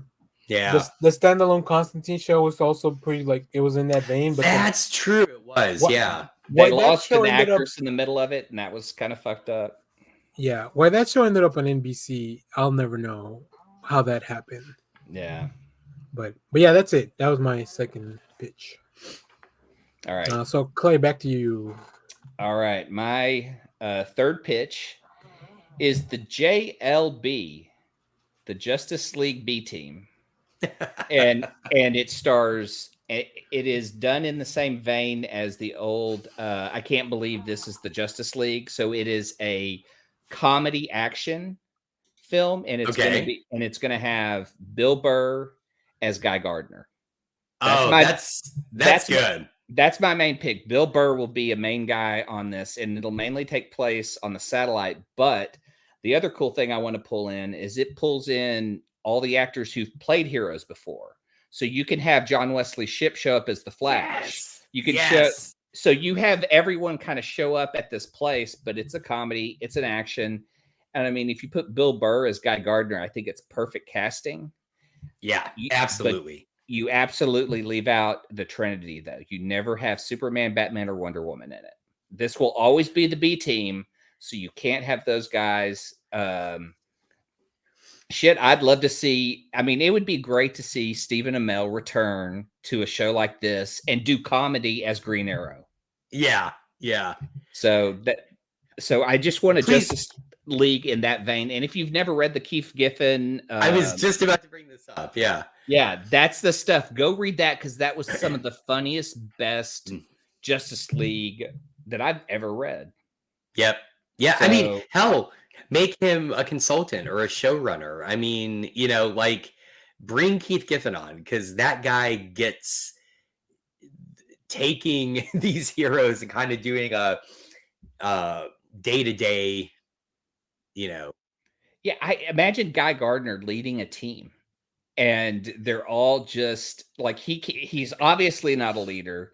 His look. I just want to see Bill Burr with the red-headed bowl cut, vest wearing, shit talking, Yep. You maybe have Batman show up to punch him out one time. That's Just got to be it. You got to That's- have that scene. And then he gets nice. And then he gets nice. But like, I love the idea of having a B team of superheroes who are like Booster Gold, you know, like they have powers, they know shit, but yeah, they're not Superman, they're not Batman, they're okay at it. Uh-oh, you have an idea. Do you have a casting idea? I do. Because I wanted to bring Brandon Routh in as a reoccurring character as Adam. No, I've got one that could show up in this, and because I was struggling, I really wanted to do a Booster and Beetle, but I was trying to think of, and at first I was like, you know what duo like really truly are friends in life that can make this work. Oh God, I just blanked at their name. Nathan Fillion and no, Alan Tudyk. The two guys from Scrubs. Oh, Donald Faison and yes, Zach Braff. They would be perfect. I mean, because they have that chemistry, right? They are really friends in real life. Yeah. Bring them in as Booster and Beetle. You make Donald Faison Booster. You make Zach Braff Beetle. I like Donald. Show up on the team. I like Donald. I like that casting as Donald. I don't know if Zach Braff can do Beetle. He could do when he plays like an asshole. Yeah. Well, I guess I kind of see Beetle sort of like a less neurotic version of his character from Scrubs, right? Okay, like so somebody less neurotic just covers JD. Like covers everything with humor, right? Like so, yeah. Yeah, his superpower is being a millionaire, but he's not quite good at it. That's just yes. enough to be off of Batman. Exactly. But the fun thing of that show is the nostalgia is to cast people who've been superheroes and other things and bring them on the show for that part, but also make it funny. It has to be a funny show. Like who would be the worst thing that Guy Gardner would want to fight, and what team would he call to fight them? Swamp Thing. Yeah, I would just I want a action comedy. I felt like Nobody was a great action comedy. Yeah. Well, and DC tried this with that show with Alan Tudyk, where he played Batman's cousin. Oh yeah, right. And they just kind of dropped it because they didn't bring in any real superheroes. It was a weird. It was people that what are you lived talking about? inside Batman was in the show. Well, they talked about him. You could see superheroes. Adam West showed up in one episode. Did he? Okay. Yeah. I think that was one of his last roles on film. Oh. Yeah. Was it called Powerless? Powerless, yeah. Powerless, yeah. That's it. Yeah. Danny Pudi, Ron Funches, and Alan Tudyk. Yep. All right, we're running a little long, so let's. Sorry, Josh. I know you have.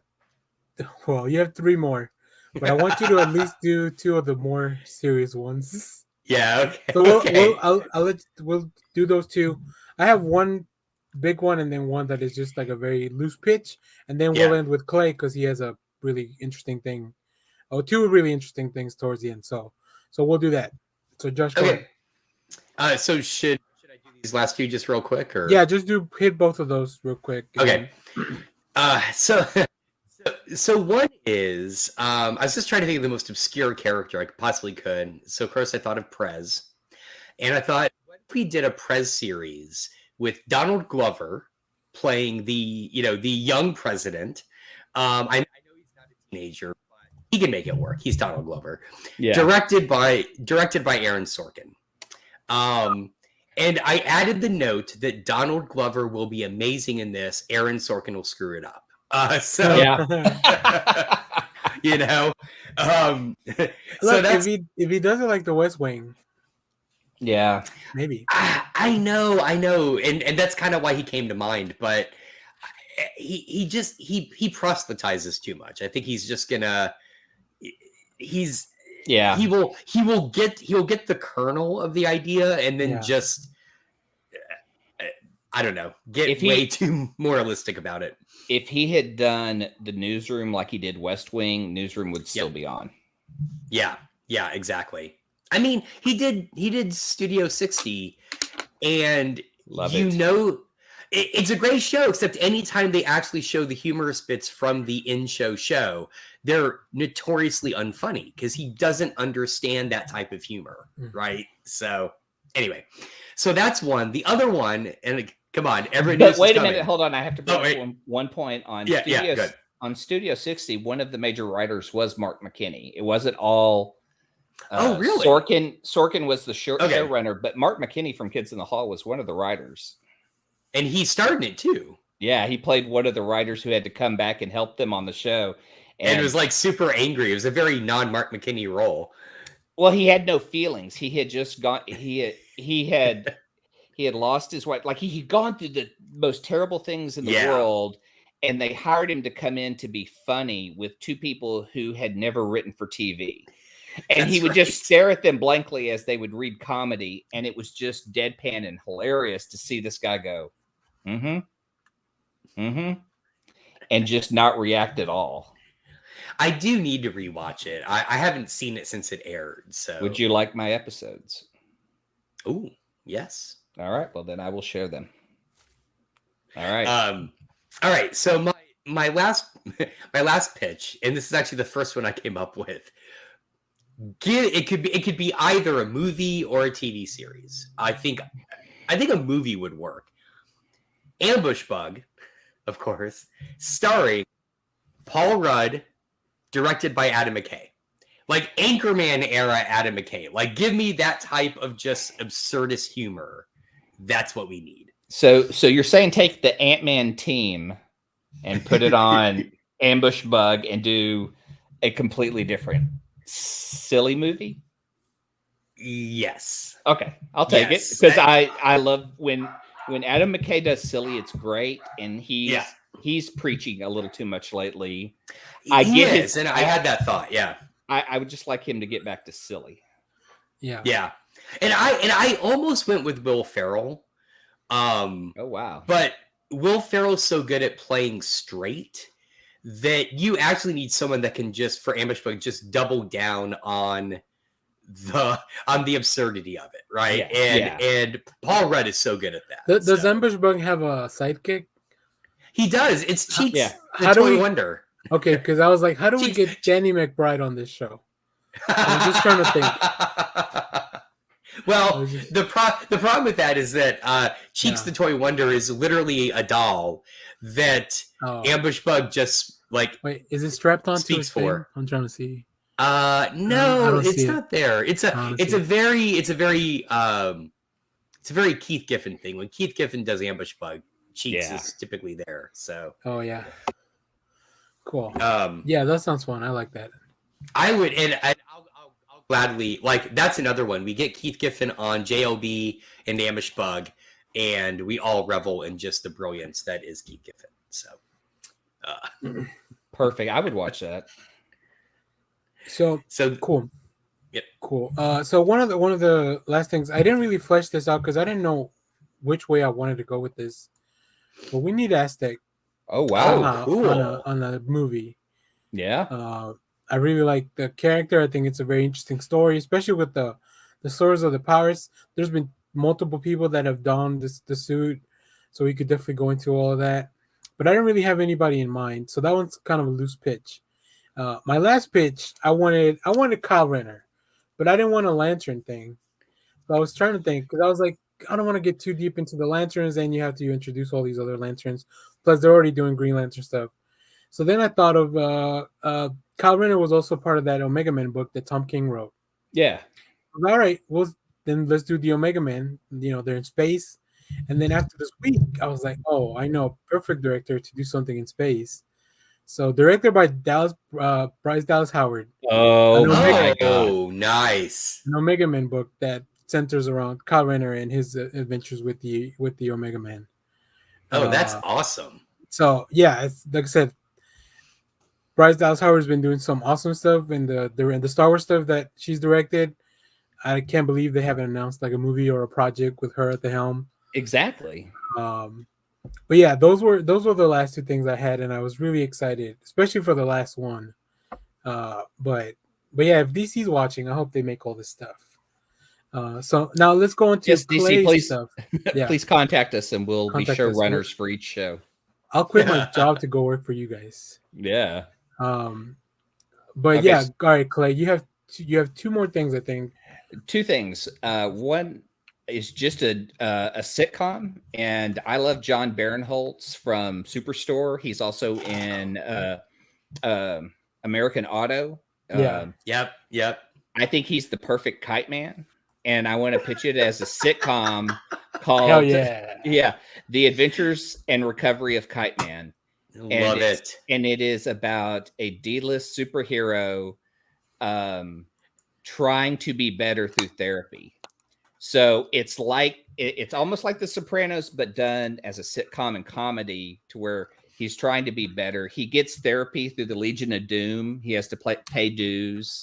There's a whole setup of him, of how isolated he is and how he becomes a better person, and it just turns him into either a better friend or a better criminal.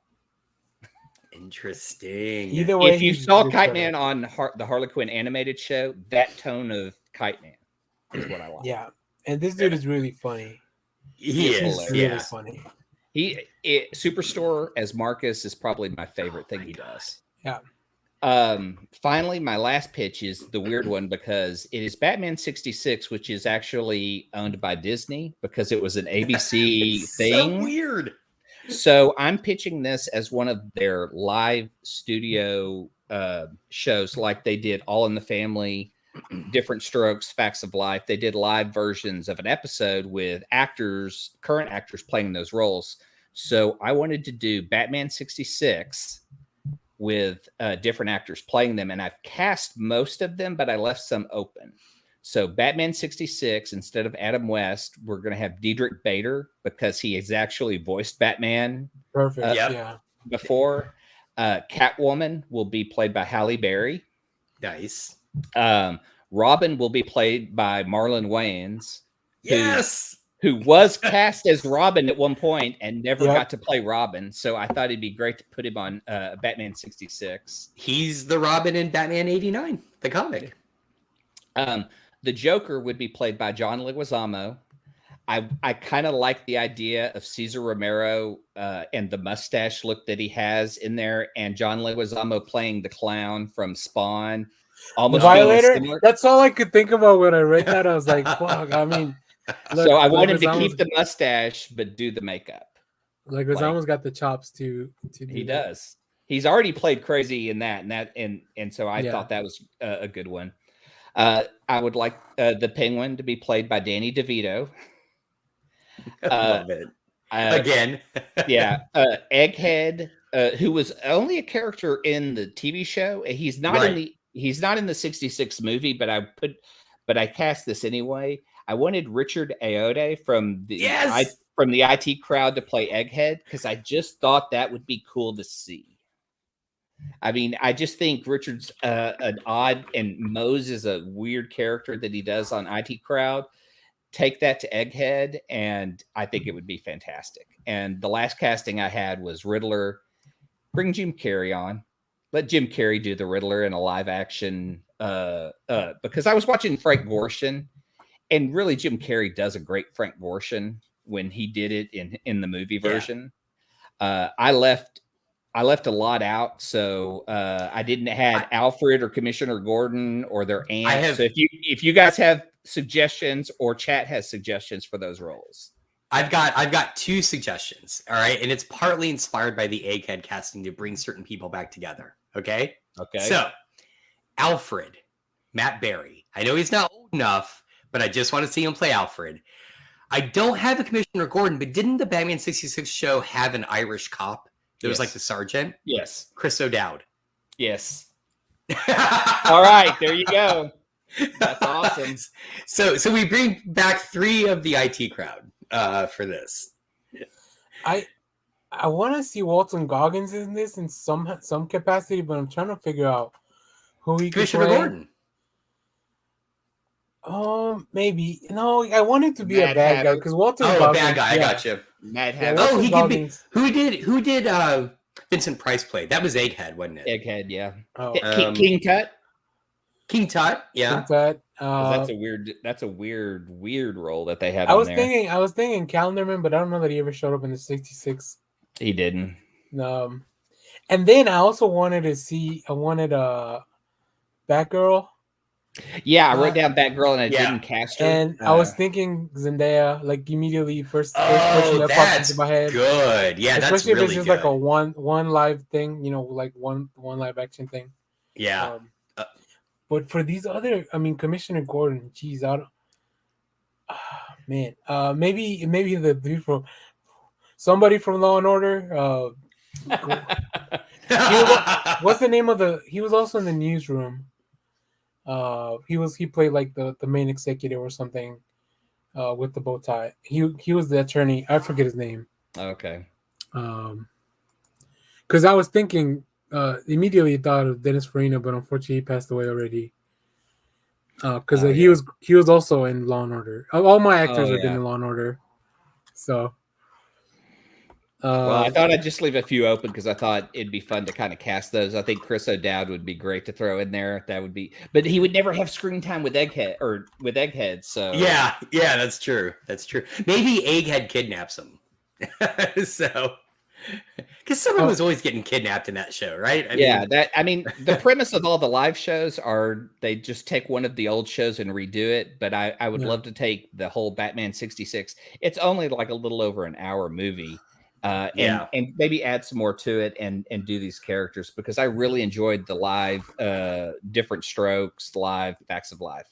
So Sam Waterston is who I was thinking of for Commissioner Gordon. Oh, that's solid. If you do this, you can also bring Will Shatner because he played Two-Face in the animated Batman 66. That's right. Yes. Oh, that's good. That's really good. But I will tell you though, when I read, I kind of did a deep dive on Batman 66. You know who they were going to cast as Two-Face on the TV show? Who?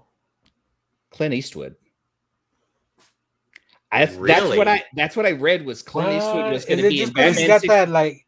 that phase like. Was this probably before he became a movie star? Would this have been like an early role? I would think so.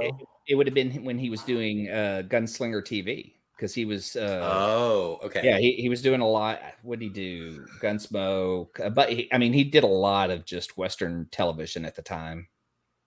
Okay. But Clint Eastwood in a campy superhero show. Let me also propose this since we're bringing people in. What if we finally got our Lando Calrissian Two-Face? Just because I keep seeing it in Batman 89 and it's so perfect. So do you bring Billy D or do you bring No, you bring Billy D. or Donald Glover. No, it's got to be Billy D. I want to give him that shot. I want him to have that opportunity. Cool. All right. Well, that's about it for that. If you have any more suggestions or anything, leave them in the chat, leave them in the comments, all that stuff. This is a lot of fun. What is DC missing that you guys want to see too? Yeah, for sure. And I'm glad we stayed away from like the big properties because, like, look, of course, I want to see more Batman movies, but we're getting one this year, and we're probably going to get some more in the next few years. We've had a Batman movie for at least once every 5 years for my whole life. All right, well, let's move on to recommendations and get out of here. But before that, I want to do something I should do at the top of the show. Give a shout out to our patrons. Yes.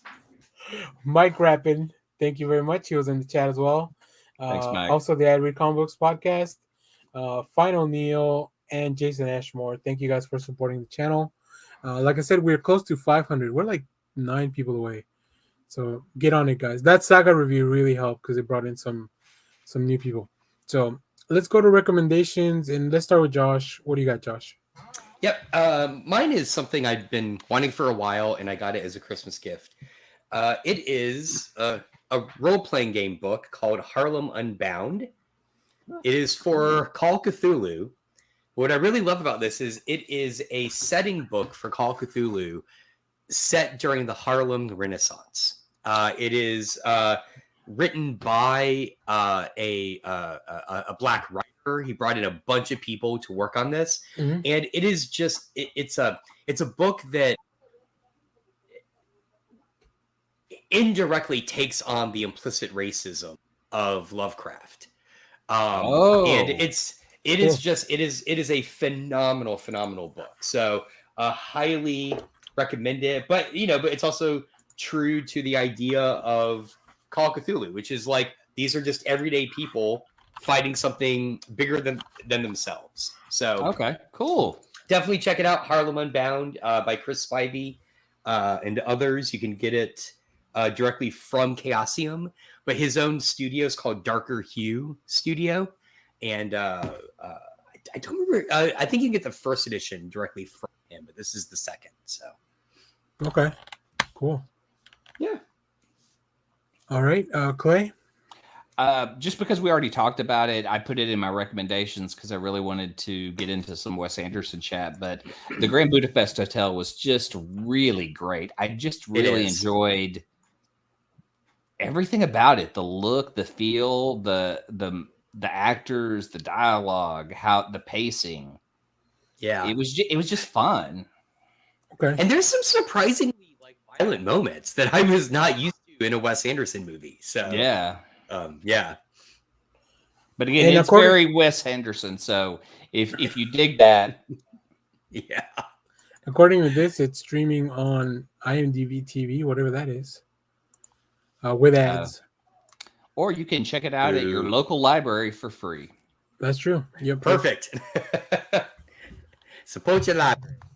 All right. So I will recommend. Well, actually, I'll just tell you some of the stuff that's upcoming for comics that we'll be reviewing this week, because it's easier. Because I'm sure they'll be good. First one, The Monkey Prince is being launched by DC. We saw The Monkey Prince in the anthology book that DC did a few months ago, but he's getting his own limited series. I'm super excited for this, especially because the team, Jin Liu Yang is writing it, Bernard Chang's on art.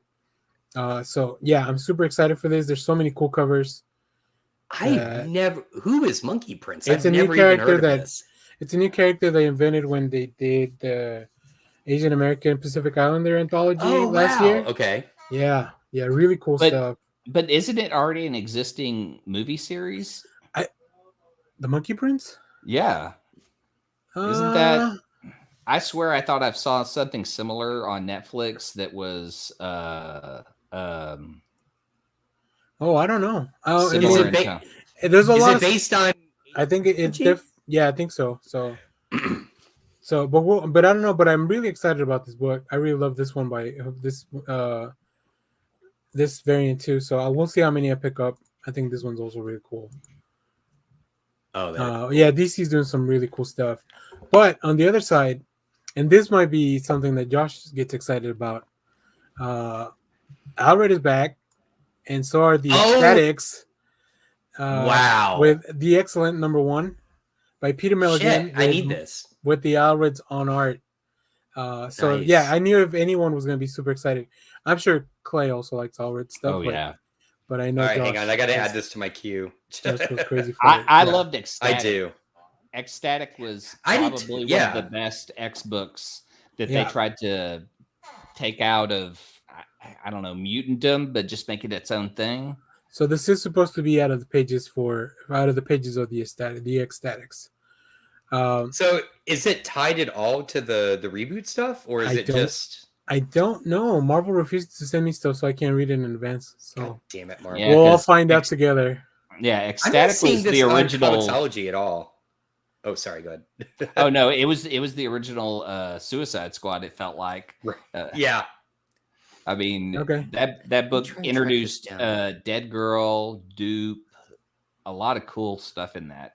Yeah, I haven't seen any changes to the date, so this is normally pretty well up to date for the first date. And then for me, Sabretooth, he's fucking finally getting out of that hole they put him in. So Sabretooth is getting his own series. We haven't seen him since House of X Powers of 10. So I'm fucking excited to see. Who's writing it? Let's see. Victor Lavalle with art by Leonard Kirk. I don't know. I'm not familiar with Lavalle's work. He did Eve at Boom. If you're reading that, actually, I've heard really good things about Eve. Yeah.